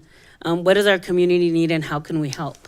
We're 40 plus organizations that sit around that table and usually meet monthly until times of crisis, which have been many lately, COVID, reopening, ICE raids, SNAP benefits being cut, and a fire beyond any of our imaginations. During those times, we met weekly to see what our community needs. So as I'm listening to Dr. Reynoso and looking at not only the subject, but all the financial troubles that we're facing, one thing I know is true is we're gonna get through it together. That's what's always worked. Federal funding's been awarded and cut. Grants come and go, but it's the collaboration that keeps our community alive. That's just the truth. Our nonprofits have been partnering for decades to bring millions of dollars into the community to support our youth and families. And this is unprecedented times, and that means we need to come to the table together. Nonprofits, we don't lobby, but we advocate, and we're experts at it. So I think we need to put our heads together to see what we can do to best support our youth and families. We apply for grants. The more informed we are about what our schools need, the better we can write those grants to fund those needs. I hope that in the time we've been here and we've seen each other through so much, we've earned a level of trust as organizations that you can see as partners at the table. I'm just here to amplify that. We're here as your friends. We're not criticizing, we're not combating. We want to help you through this. Thank you. Thank you. Brian Berry, followed by Berry, Daniel Mark. welcome. Good evening, Mayor Gordo, President Fredericks, City Council members, school board members. Thank you all for your dedication and commitment to our community and its school children. It's always heartening to me to see this joint meeting each year because I think it really demonstrates the partnerships that have been talked about and then also the commitment that you all have to the young people in our community. Tonight you're discussing the efficacy of united advocacy efforts to request federal funding in order to ensure that many of our district mandated services are sustained. So I'd like to support that endeavor by providing you with a humble idea and then some data to make that case effectively. To begin with, federal lobbying professionals say forging partnerships with, as Christy mentioned, community-based organizations, academic institutions, state agencies, and other regional stakeholders can strengthen federal lobbying and legislation by improving, and this is the key part, improving coordination, expanding project scope, and demonstrating broad support. Furthermore, working with community partners such as nonprofits, youth organizations, and school boards can also help local governments gather feedback, better understand potential project impacts, and ensure that projects reflect community priorities. These partnerships help incorporate community perspectives throughout project planning and implementation. So how does this look in real time? It's what was described before as the CTE relationship between the city and the school district. So that's water and power, that's the public health department. Your time has expired. That's a multitude of departments. So please step into that in your advocacy. Thank you. Thank you, Mr. Berry. Daniel Mark. Mr. Mark, welcome. Thank you so much, and it's so encouraging to be here and listen to all this amazing collaboration between the different organizations. I came here to talk about air quality, both indoor air quality and outdoor air quality, and the importance of air monitors in the classroom. Okay, so much. Sorry, I'm a little nervous. An air monitor in the classroom would be a great way to have a conversation between parents and the district. It would be a way to know that the HVAC is working properly. It would be a way for us to all be on the same page. I didn't understand the comment about how there weren't air monitors available or viable for the schools, and I encourage us to explore that more. I follow South Coast AQMD now, daily, and I can say that from the outdoor air quality point of view, we are going to be above AQI 100, maybe 150, a great number of days, especially in the afternoon this summer. And I have a memo from the California Department of Education and the California Department of Public Health, which was given to me by the Director of Health of PUSD. And it says that AQI above 100, all children are considered sensitive to the health effects of air pollution. Just want to emphasize that all children are sensitive above AQI, and that you should consider coming indoors, but in the memo it says the indoors should have better air quality than the outdoors, and they put that in bold. And there's really no way to know if the indoor air quality is better than outdoor unless we're monitoring the the indoor classroom. Thank you. Thank you. Thank you. That completes public comment on this item. There was 2 letters received by the State Clerk's Office expressing concerns with declining enrollment at PUSD schools and advocating for the City Council and PUSD to prioritize teachers and work together to serve the community. Those letters were posted online, are part of the record for this item. Okay, and that brings us to the final, oh, I'm sorry, Ms. Fredericks. I'm sorry, I just wanted to thank Dr. Blanco and Mr. Marquez. I know he's not here, but they were in charge of planning this meeting, and I think it was a wonderful, structured, and well-designed agenda. Thank you. And thank you, Dr. Reynoso and Mr. Hawksworth as well.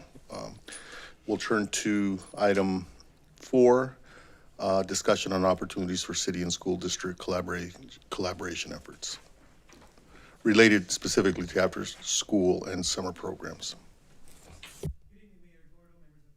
President Fredericks, members of the Board of Education, Coco Panosian representing Park Recreation and Community Services Department, and we have with us Dr. Helen Chan Hill, the Chief Academic Officer for PUSD.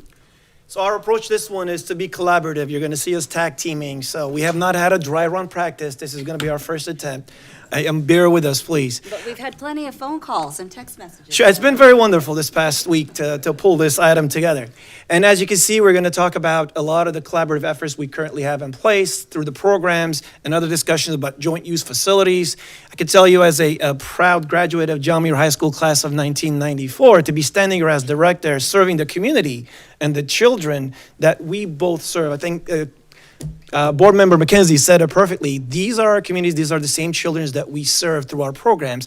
And we thought about how best to approach it and figured we'll start with some of the shared goals we have and the commitments we made to the community. And that is to provide these individuals, these youth, a safe, welcoming space for them to be able to have a consistent supervision, ensuring that they are growing.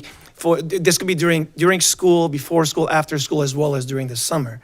And then the goal continues to be in getting them to promote the healthy engagement, so that by offering programs that build their the social, emotional, and their physical well-being of these youth, and then leading to positive peer connections. And so beyond just when we do it and how we do it, we also want to really uplift the fact that it's to expand access, because not every child has access to private opportunities and things like that, but we as a municipality, shouldn't have tried that word, as a city and a school district, want to ensure that every child has access to such resources, and we do so through shared resources and shared facilities. One of the largest programs that we collaborate in are the After School Adventures program, more commonly known as ASAP. The program serves students mostly in the elementary school, TK through 5th grade, at 10 PUSD school and at one of our community centers. It consists of homework time, outdoor play, youth sports, cheerleading and enrichment classes, and essentially promotes joy, physical fitness, and have these kids get together, socialize, and be very active and play sports.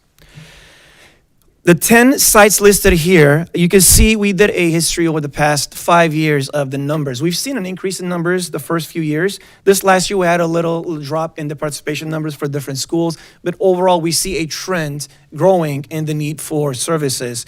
At McKinley, not only do we provide the services for the elementary school kids, we also have the 6th, 7th, 8th graders as part of that program. And I know Norma Coombs is listed here as the after-school site. We actually provide Norma Coombs services, the ASAP program, over at the Recreation Center, Victory Park, across the street. We also have the early care program, which starts 6:30 before school starts, and we provide it at 3 different schools, Don Benito, Hamilton, and McKinley. This is to provide individuals and families that have early work start an opportunity to bring their kids, and our recreation staff will be there to provide the same type of programming early for these individuals.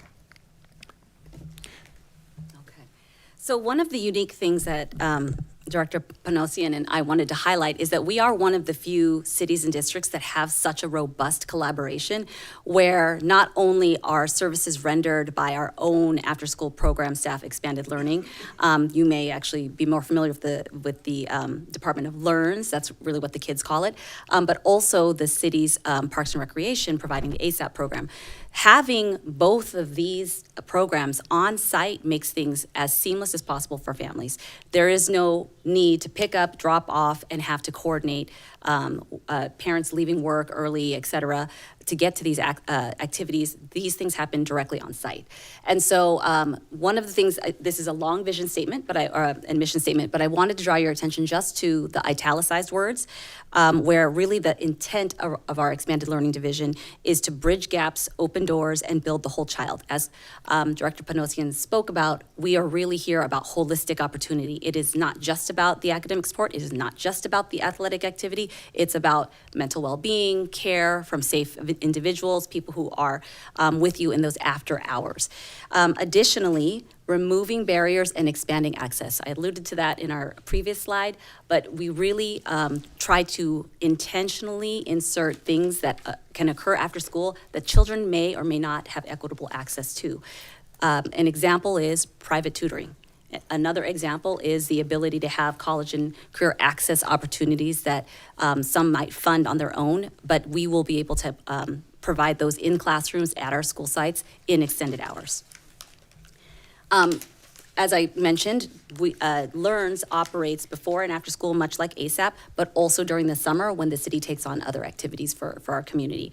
What's offered in here, I won't highlight all of those, but I will invite you, if you would like to tune in on Thursday, we'll be doing a much more comprehensive presentation to our Board of Education on all of these details. But I want to highlight the academic support piece because a lot of the intent behind the expanded learning funds, since we are talking about advocacy and legislation, we are really grateful to our state, to our Department of Education for providing access to expanded learning funds, which allow us to not just provide safe spaces after school, but to ensure that we are connecting it to what happens during the school day. So whatever goals we have in literacy, in math, in college and career goingness are also addressed in after hours so that everything is productive. Because at the end of the day, a productive community is what pours right back into this exact same space.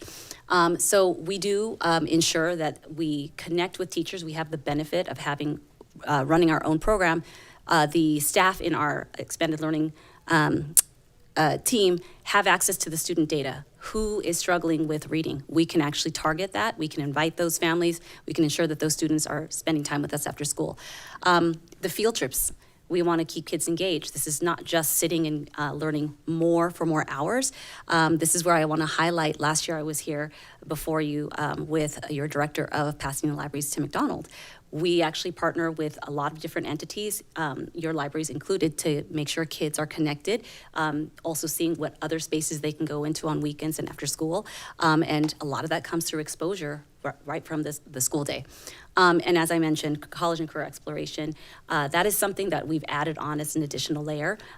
We've noticed that we are a community that has a very broad spectrum of individual economic resource.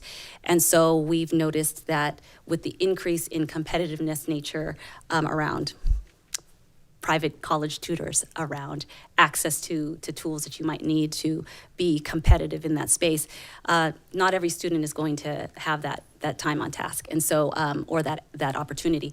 And so we bring in, through College Access Plan and other like entities, I know Ms. Samani has just left, but Day One, Skills, all of those summer programs and community partnerships funnel through our expanded learning programs so that all of those diverse opportunities can be available to our students.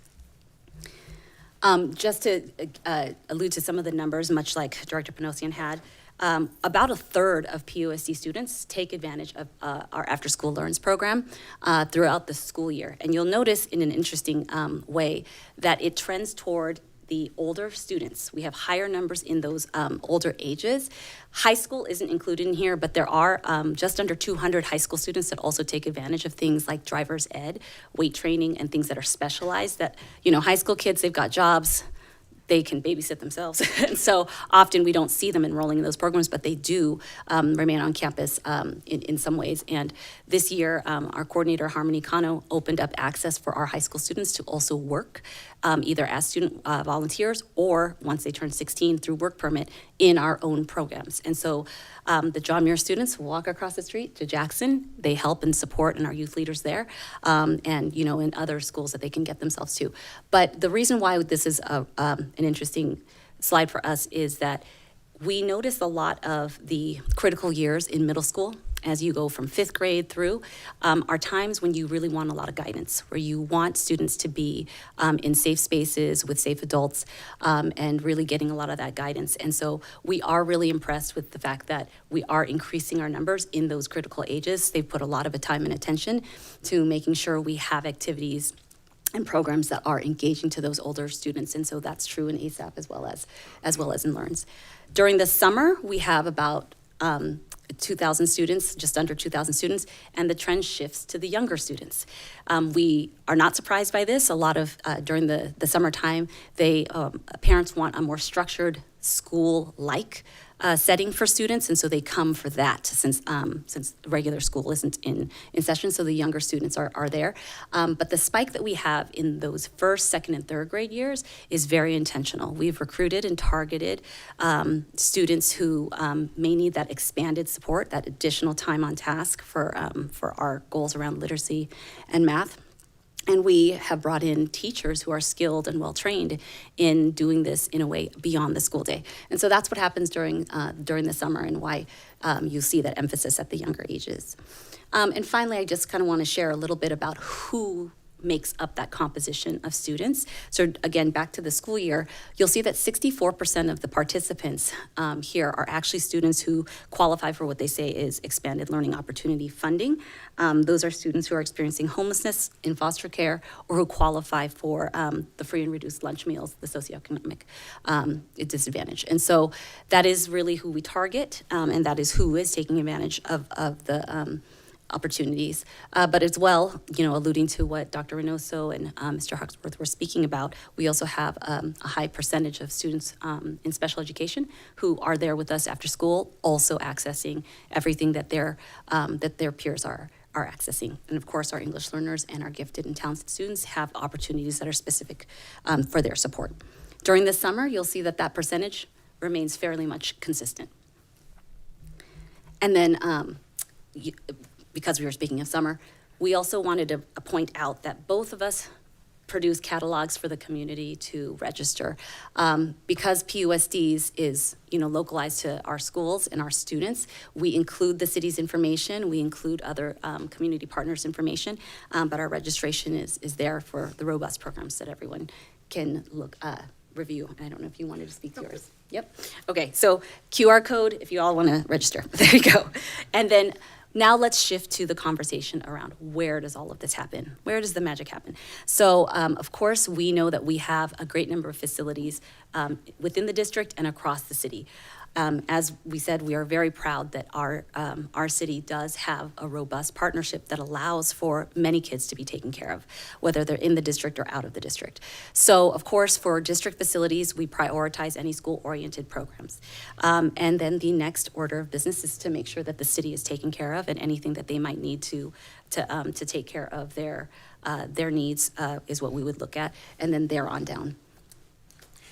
And as you can see, we have a similar concept of prioritizing our facilities. First, we dedicate our facilities to our Rec and Park programming, and second comes PUSD, and the rest of the group stays consistent. So our shared goals and visions kind of are also highlighted in how we prioritize facility use. Speaking of facility use, we at the city make a great use of a lot of the district facilities by way of joint use agreements. I think the first joint use agreement was executed in 1989, and since there have been 19 amendments. Some of those amendments are one-year extensions of programs at school sites, others are extending the terms, and we have a handful that we'd like to share with you that are currently very active with the use of the gymnasiums and the facilities by our programming to provide services to the youth. At Octavia Butler, for example, the youth basketball at the gymnasium, we use the gymnasium for youth basketball. Our soccer program uses the field at the Octavia, and recreation classes, the cheer exhibition classes, At Octavia, we service approximately about 396 youth through these programs. And the city's operational hours, you'll notice, are fairly consistent. It's after school hours from 5 p.m. to 9 p.m. and on Saturdays and Sundays. In some facilities, we get them from 8 a.m. to 5 p.m. Others will see it's even extended longer time. McKinley Gym, the gymnasium, we have the after-school program at McKinley, and the youth basketball, volleyball, and the volleyball is a very popular one. We've seen numbers increasing in our volleyball program, so we appreciate that opportunity to be able to provide those services, as well as our cheer exhibition team. At McKinley, we are servicing approximately 711 youth through these programs. And operation similar, 5 p.m. to 9 p.m., and on weekends, 8 a.m. to 5 p.m. A couple of these facilities the joint use was established. The gymnasiums at both these facilities, city supported the funding of the construction, hence the amendments to the original the joint use agreements were developed, allowing these uses in these times for the school, at the school for our programs. At McKinley, we also have the tennis and the pickleball courts that we open for our community use. We approximately have about 100 plus weekly visitors, and most recently we had to restructure the striping to address some issues we had with the community about noise as it relates to pickleball. I know some council members are very familiar with that. And it's another one that the city supported in the original construction of the site, and we continue to work very closely with the district and the principal in making adjustments as necessary at the site. We have come to a conclusion that winter would be ideal to close, so it actually limits some of that use. It gets dark early in the winter anyway, so we want to make sure it's closed. So November through February, we close the course during the week and only allow it open for the weekends, which is 9 a.m. to 4:30. We pick 4:30 because the sun starts setting by that time later in the winter, so keep things safe. Summer programming, actually anything outside of the winter, so March through end of October, calling the summer program 4:30 p.m. to 7:30 p.m. and on weekends 9 a.m. to 7:30, essentially when the sun sets. At John Muir, the South Baseball Field, that's another site that with the city and district partnering in this construction, I believe the city had committed $2 million to that construction. It grants the city some opportunities to program some programs. We have soccer, AYSO, and we do some sport with permitting at that location as well. Approximately 200 plus weekly participants go through the permits, and operational hours are 5 p.m., 9 p.m. weekdays, and 8 to 10 on the weekends. We also have a couple of other sites that we open for the community as general park. Madison is one, and Linda Vista, neighborhood park, community gets to use. Again, for Linda Vista, it is year-round, similar to the park hours, 7:30 a.m. until dusk. Approximately about 300 plus participants visit based on some of this, the number of staff is provided. And at Madison, again, open for the community to be used, 300 plus weekly participants. That schedule shifts. The academic year, we have a different set of schedule. In the summer, when summer school is in session, we have a slight variation into when we get on the campus. And then when summer school is on break, we get it from 8 a.m. to 8 p.m. for the community, as well as weekends are the same, 8 a.m. to 8 p.m.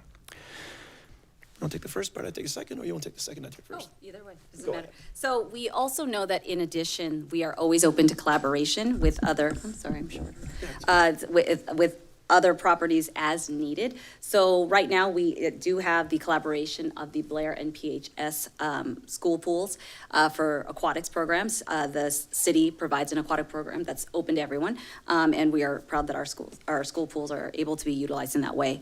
Additionally, Jefferson School, as I noted last year, that we've been doing some gameful partnerships with the library there, but they're also able to house city programs such as the Police Activity League, the Fire Academy, and of course, more pickleball courts and PCC classes. So again, being able to utilize school district facilities for joint use that's productive for the community. Yeah, and along the same lines, we at the city also make our facilities available for the district whenever there is a need, and the facility, of course, is available. Some of them would be just for meetings, for sport activities, for picnics, and special events. We make our facilities available to the district, and most recently, we're working on an agreement at Ellendale, the baseball field, for Ellendale School to be able to use the baseball field for physical fitness and activities during the school hours. We've dedicated the use all 5 days a week The only time that we wanted to get on would be for maintenance, and that would be Tuesdays and Thursdays. We are on for maintenance between 7 to 9:30, and the school will have the programming 9:30 on until 4 p.m. That would be the end of the collaborative items we've identified so far. I know that there could potentially be additional opportunities in the future to work closely with LEARNS to look for opportunities to enhance either programs and build off of each other. And so I think we have a lot more work to do with Dr. Chan Hill as we move forward. Okay. Thank you, Dr. Chan Hill and Dr. Panosian. Doctor, thank you for the motion. I love it. Dr. Velasquez?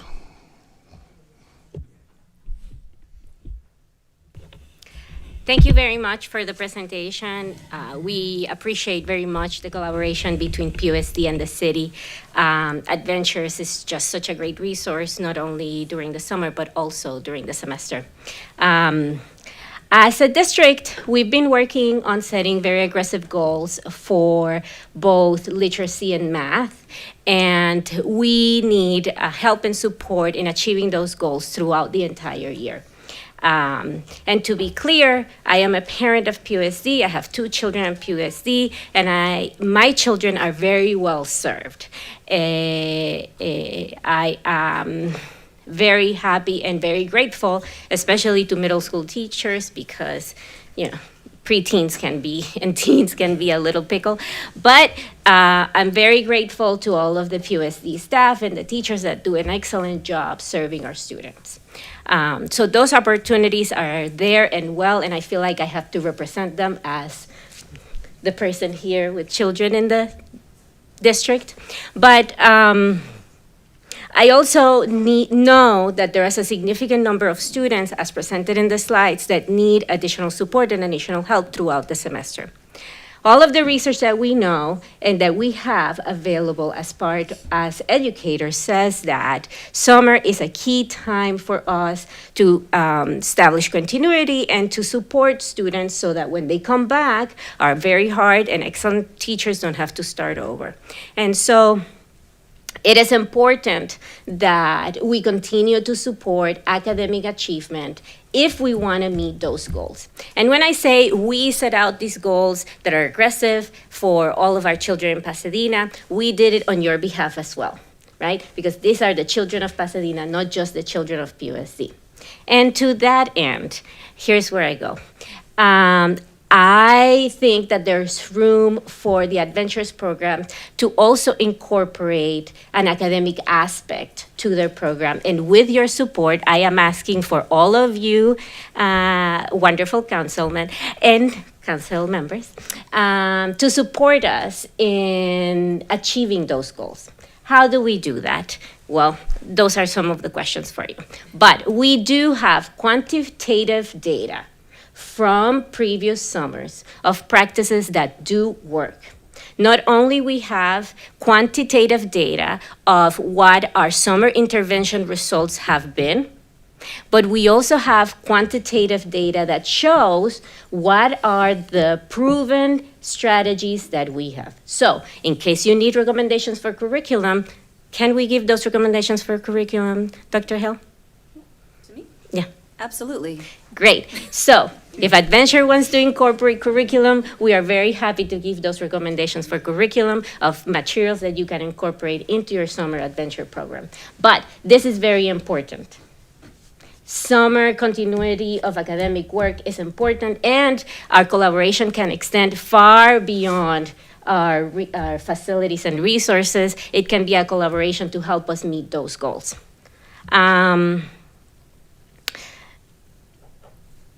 So, is it possible for the city to incorporate some level of academic enrichment in the adventure programs?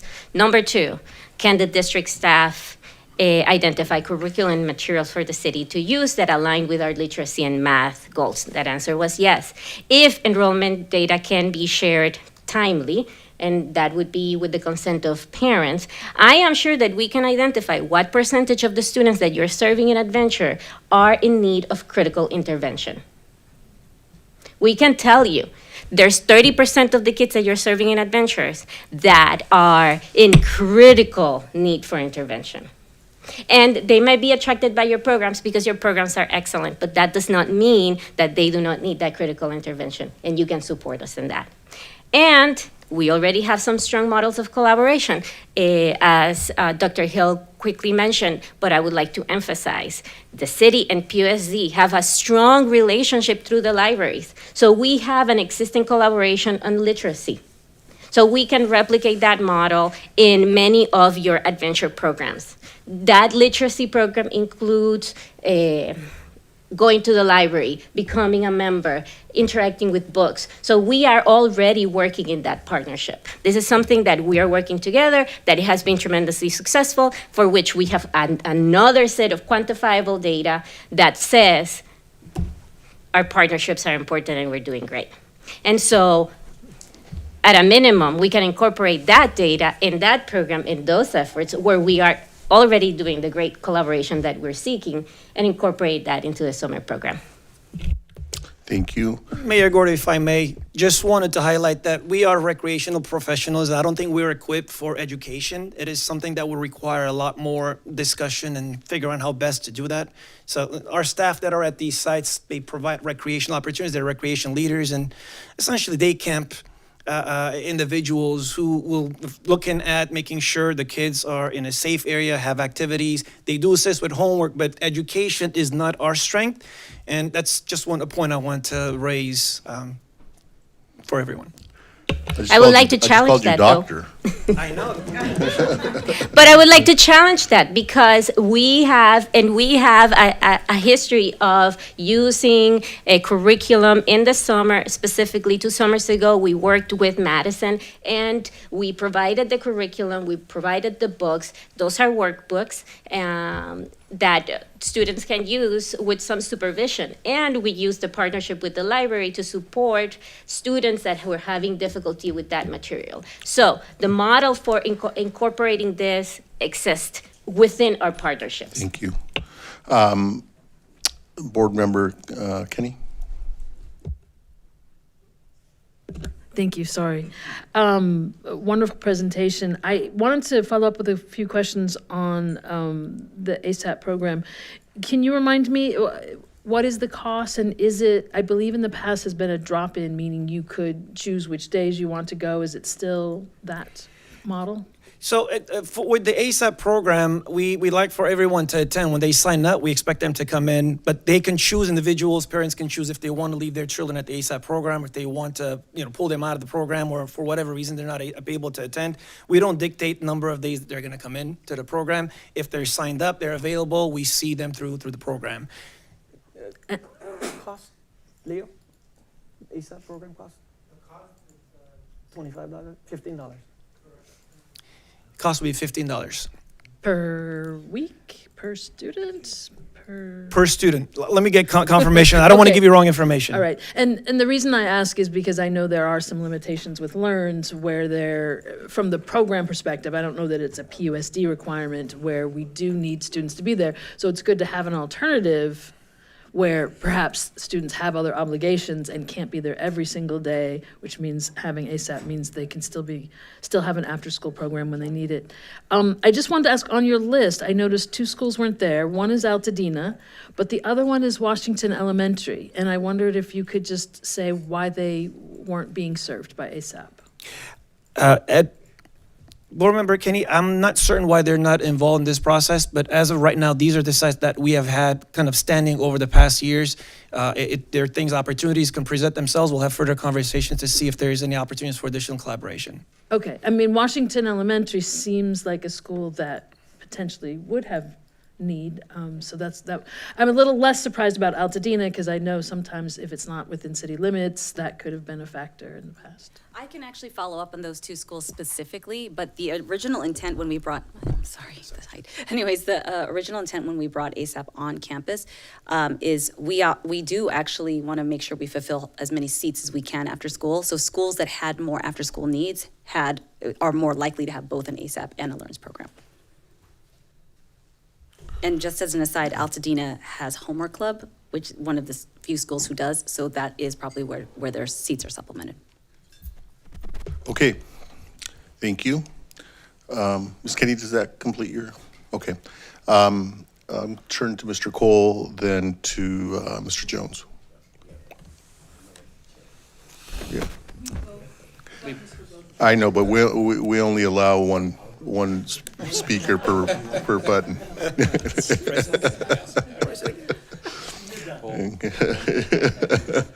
You spoke for him. Mr. Cole, followed by Mr. Jones. I wanted to second Dr. Velasquez's emphasis on collaboration on the academic side as well. Obviously, our library's not here to talk about that interface, but that's always a challenge in big institutions is departments working together, different school sites working together, different big institutions serving the same public working together. But to the extent that we can focus on the academic achievement of our kids, we have a tremendous shared interest in that. And not just because we have a library, but because they're, as several people have said, they're our kids. And so wherever we can collaborate, not just to meet the recreational needs, which are real, but to meet the educational opportunities, that is something that I would strongly support, and I know my colleagues feel the same way. On the recreational side, we are engaged in a fairly intense discussion about artificial turf versus natural grass. And one of the issues with converting our artificial turf fields, which are nearing the end of their life, is that grass with the heavy use that they get at places like Villa Park and Jackie Robinson Center needs rest. And that means we would need, in order to serve the needs of those kids, we would need places for them to play during the time the fields are not available. What's the process for maximizing our shared use of fields? You have demands, you have folks who lease your fields. We already have a robust sharing agreement, which Dr. Panosian has shared with us tonight. And so how can we maximize the use of the facilities, including in tight budgets on both sides, ways in which we can collaborate on maintenance? I'd say that the first, and actually Director Panosian has already brought up to me these expected cycles of rest, for the turf refurbishment and all of that. What I would say is that it's an open communication process, right? We have typical processes through facilities, rental, facilitron, things, certain structures like that. But for these longer term joint use agreements or MOUs or any kind of shared usage, Mr. Dunning actually has steered many a meeting where we just get together on a collaborative conversation to better understand the scope of the work and to see what other things can be moved. There's a lot of creative shifting that happens because we try to accommodate. And as you'll see, you'll notice in that earlier slide, when we think about the prioritization of our facilities use, the city is really up there right beyond the school district. So I would say 100% it's the communication and open collaboration of ideas that Mr. Dunning has with any of our city partners. Well, from this seat, I just want to emphasize what we talked about at the Municipal Services Committee, which is what comes above the city, what comes above the school district are the needs of our kids. And we're here to serve those kids. And so if we can find shared ways to do that, regardless of the outcome of the decision on where we go on artificial or natural turf. Obviously, there's some tremendous advantages with natural turf that many of us feel are important, but what comes first is the needs of our kids. Last thing, Mr. Mayor, this is tangential to the shared use programs, but we do need to address the future of Jefferson School. It is the school district's property. The school district stepped forward and gave us a lease when we needed it. And we've been paying a relatively nominal amount of money for that short-term lease because we're storing our books elsewhere and we needed a place for a children's library. We also, as you well know, as I think everyone around the table knows, we've located our temporary fire training facility, which we desperately need to have somewhere. And Mr. Madison has suggested, has been an advocate for a long time for a permanent site, potentially at the Rose Bowl. We also have a police substation there. It's right across the street from a city park, which is also under study for a stormwater capture project. So a lot going on at that location.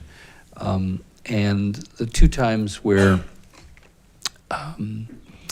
there was some second thoughts on the part of the school district about continuing with that lease, things were a little contentious. And I would like not to end up next year suddenly facing a deadline without the kind of collaborative process that I think state law requires for your property and that we obviously have a huge interest in.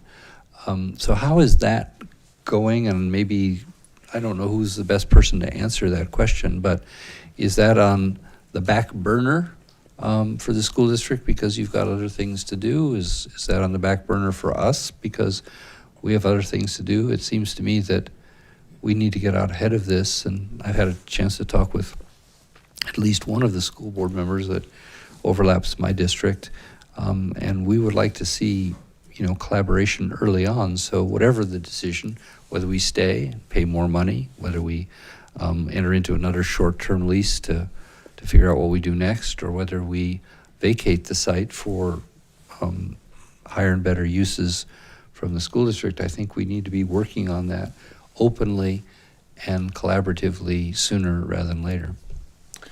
Thank you, Mr. Cole. Mayor, if I could, just for the record, my vision about the Rose Bowl and the fire department was for an HQ, a headquarters, I don't see it as an appropriate venue for a training center per se.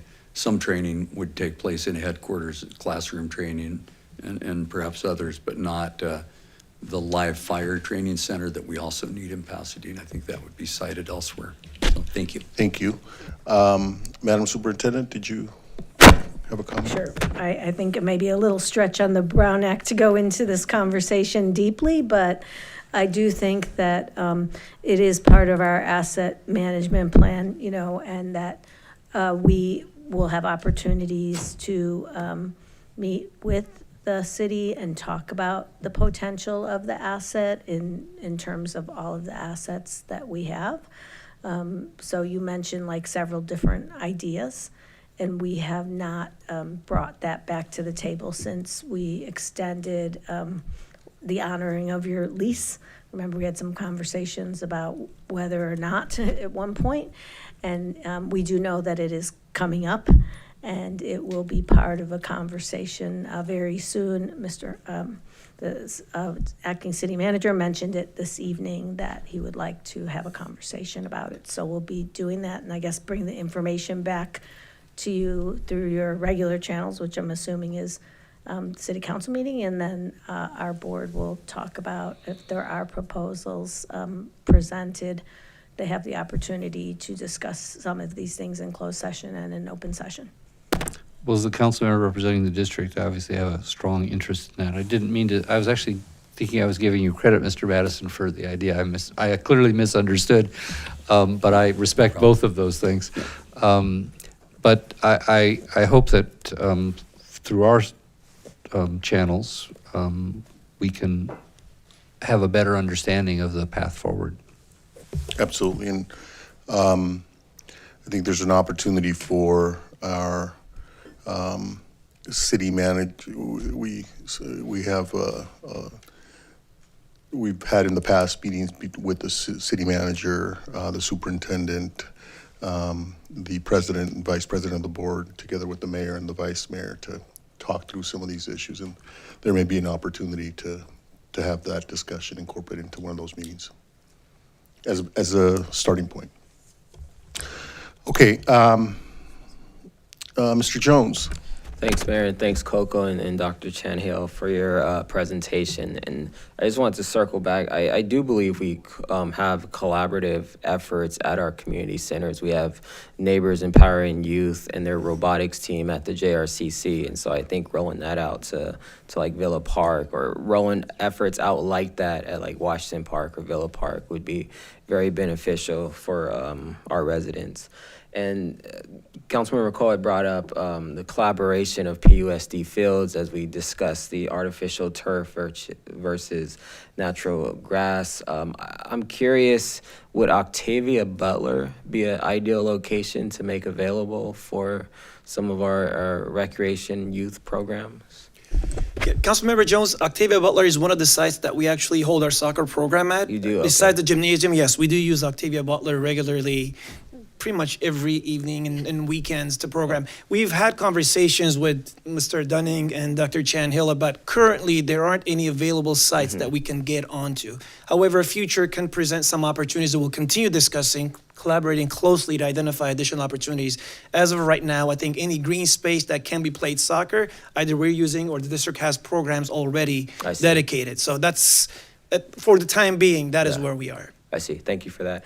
And then last question is, does the district plan, or are you integrating like artificial intelligence like into your curriculum? Or when I say that, I'm talking about like large language models, because you brought up about like tutoring, and I know a lot of students now are using, and this can solve the equity gap, is that a lot of students are using these LLMs for personalized tutoring. So is that something the district's looking into? So, I mean, I think in essence, whether we agree with the concept of AI or not, AI is here, and we do utilize it even before it really became this huge concern out in the community. Know that our tests are very AI driven. Whenever they say computer adaptive, there's some kind of AI tool behind there. Search engines are AI. There's some kind of, tool behind there. And so so sort of on two fronts. One, we do a lot of education within the classroom around safe use. We have a digital literacy curriculum that's embedded and incorporated in our scope and sequences, because we want not only our kids, but our teachers to be aware of how are we grappling with this new and actually ever fast evolving tool. The other is with assessment, and where we can actually utilize these power tools to get to something faster. Yes, we actually have tutoring programs that were digital that use an AI. We have a reading difficulty screener that utilizes a little bit of AI to diagnose before a teacher comes in. So no AI can be divorced from an actual human being coming back in and making sure that it's accurate. So that's really the key point, is how much of this tool can we utilize to bridge the gap, to make things a little bit faster, to reach that diagnosis a little quicker, so that we have more time to actually intervene. And that's the human part. So, yeah. Thank you for that. So, next, Board Member Harden, followed by Vince Bailey. Thank you, Mr. Mayor. A question and then kind of a thought inspired by Councilmember Cole's question. The first one is about, I know there are various programs that the city supports and that we offer during the school year in terms of opportunities for, I was inspired by Dr. Hill's comment about high school student opportunities, and then one of the examples you gave was that high school students could go across the street to Jackson and be, interns in those programs. Is there an opportunity to expand or build upon a collaboration with the city to offer internships during the summer for governance, for governmental roles? That would, give high school students an opportunity. Maybe they didn't have that opportunity in the school year and could do it during the summer. Board Member Harden, that's an interesting concept. What we have, one of our programs that we for the summer is, you see that flame too, right? Yeah. So I'm not imagining something. You're like, okay, so, that idea We is- have no. the ROSE program, which is essentially a summer internship program Right. that was developed, and it does target high school age students. It is 14-year-olds to, we do go up a little, above, up to 24-year-old, and we approximately every year have anywhere from 150 to 200 students that participate in that program, and they get to select where to work. So for some of the students, we get to put them in our, because it's summer, we need additional support in our recreation programs, and then all of the departments submit requests for us to identify individuals that are better suited for them. So they do get office work anywhere from the human resources department, other departments, water and power, police. So we have an opportunity for individuals to participate through the ROSE program. We also have the ambassador program that essentially serves the same youth. And the ambassador program is once you commit, it takes you through the entire year of your academic career until you graduate. And I'll be proud to say that every participant in our ambassador program has 100%, we have 100% graduation rate. Every participant graduates high school. So we have a couple of programs in play, and that creates an opportunity for, governmental office work through the ROSE program. Right. Thank you. May I add too that one of the lovely aspects of our school academies during the year, and Mr. Berry's already left the room, but he helps us to coordinate along with Dr. Turley Payne's office, visits, and the city of Pasadena opens up several of its departments for our students to come in and actually experience. Public health department, very big, Pasadena Water and Power, very big. I do know that students would absolutely love to have an additional deep dive internship, if possible, in any of the city entities. And I mean, several of the folks around the table are PUSD grads. Yeah. So look at where they could be if they had a little bit of insight too. So thank you for that. Thank you. Sure. And then just the follow-up to Councilmember Cole's sort of talk about Jefferson and its future. I think, we talked about this last year at this time, which is, there are channels and we want to work through those channels to help determine the future for Jefferson. But in situations like that, it could, behoove us to have some sort of working group of some sort that where PUSD and the city could think of innovative ideas either to, expand use of the site or other sites that are similar to Jefferson that could be universally beneficial. So really just leaning in on collaboration as much as we can and sort of breaking down the silos of problem solving. Thank you. Ms. Bailey? Yes, good evening. I appreciate your report. It was really great, but I would be remiss if I did not bring up other organizations that collaborate with our students. I had the opportunity this Saturday to attend the 710 Youth Summit, and to just see those students came together from, I think it was John Muir, PHS, maybe one from Blair, but then you had students from Sequoia and Poly working together on the 710, their portion of the project, which I believe they'll be presenting to the city council at one of your future meetings. But it was so awesome to walk into this building that just eluded, what's that word where it just eluded?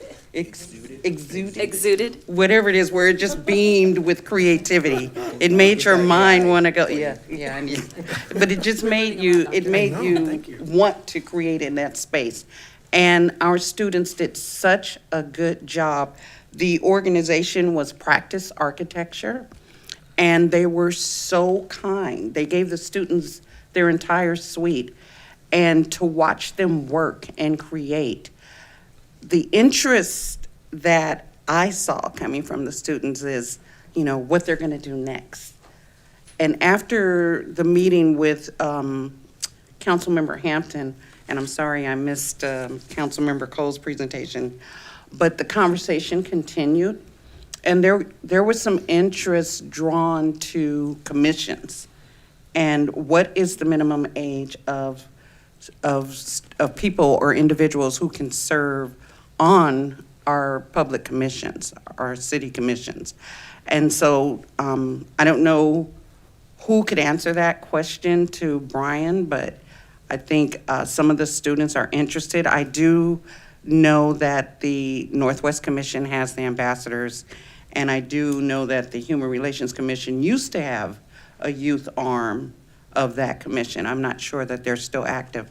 But I thought that it was interesting that their participation in this endeavor has now made them want to continue their civic duty in serving on other bodies like commissions in our cities.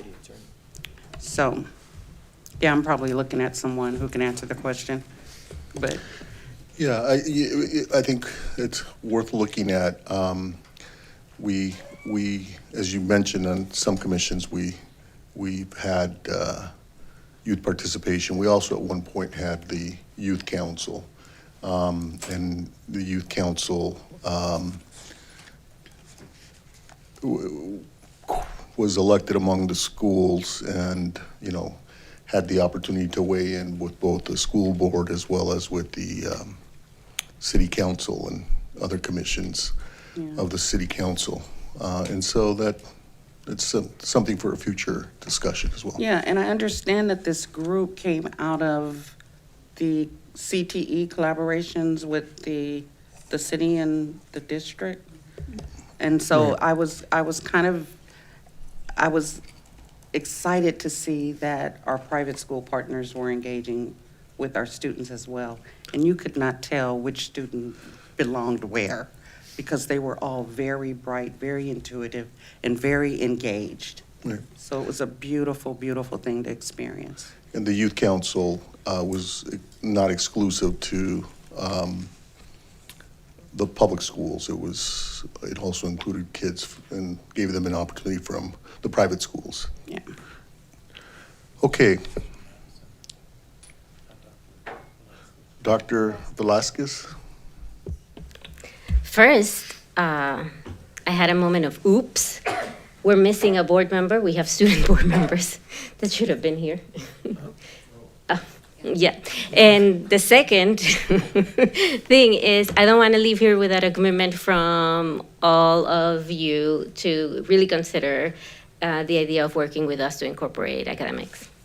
So do we have or how does it work for you to add it into your next meeting? I think it has to be agendized. All right. And Dr. Panosian can advise us. Look, becoming a doctor requires lots of years. So for the joke, it was well one time, but we've moved on because unless it's written a dissertation, the joke is up. We'll withdraw it. Yeah. So really, really, really consider it. Okay.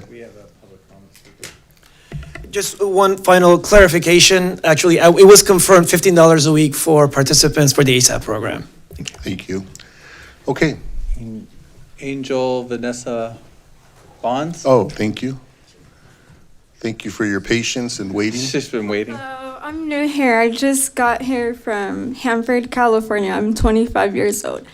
So I don't know much about the city, but I'm grateful for the opportunity to speak to the Pasadena City Council. Okay, so I wrote a few things on my notes. I said, okay, I am inserting my expertise in regard to item number 4, and I also do believe this might correspond to item number 3, but I didn't take the time to study the paper. I just chose a topic to give information about my own statement and opinion. So I said, I do believe that school-aged children and young adults need to be able to have more support in the area of physical well-being and brain functioning.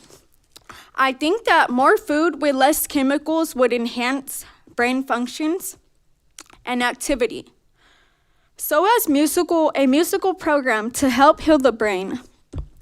Using sound wave frequencies, I believe that gifted and talented individuals deserve more time for homework and projects without the need of feeling forced to strain their learning utility. Yes, I had wrote that down because me, myself, as a child, I was pulled in and out of class. I also was a GATE child. I was in the GATE program. Oh, is it time to stop talking? 30 seconds. Okay, but I do feel like children or young adults who have different brain structures, I feel like, sometimes I feel like the school system fails them, and, I want to stand up and I want to advocate for myself and for other children just like me, because I know that they're going to have a successful future somehow, Yeah, that's all I have to say. Thank you for the time to speak to you all. Thank you. Thank you. Thank you for your input and for your patience. That completes public comment on this Okay. agenda. I think that completes the agenda. Again, thank you, colleagues, both on the city council and the board, for your work, not just this evening, but throughout the year. And thank you to our respective staff for your work, not just this evening, but throughout the year. And we will, President Fritz, did you want to say something? You want to? I thought this was a very productive meeting, and it was very collaborative, very successful, and I hope we can do this again. Meeting adjourned.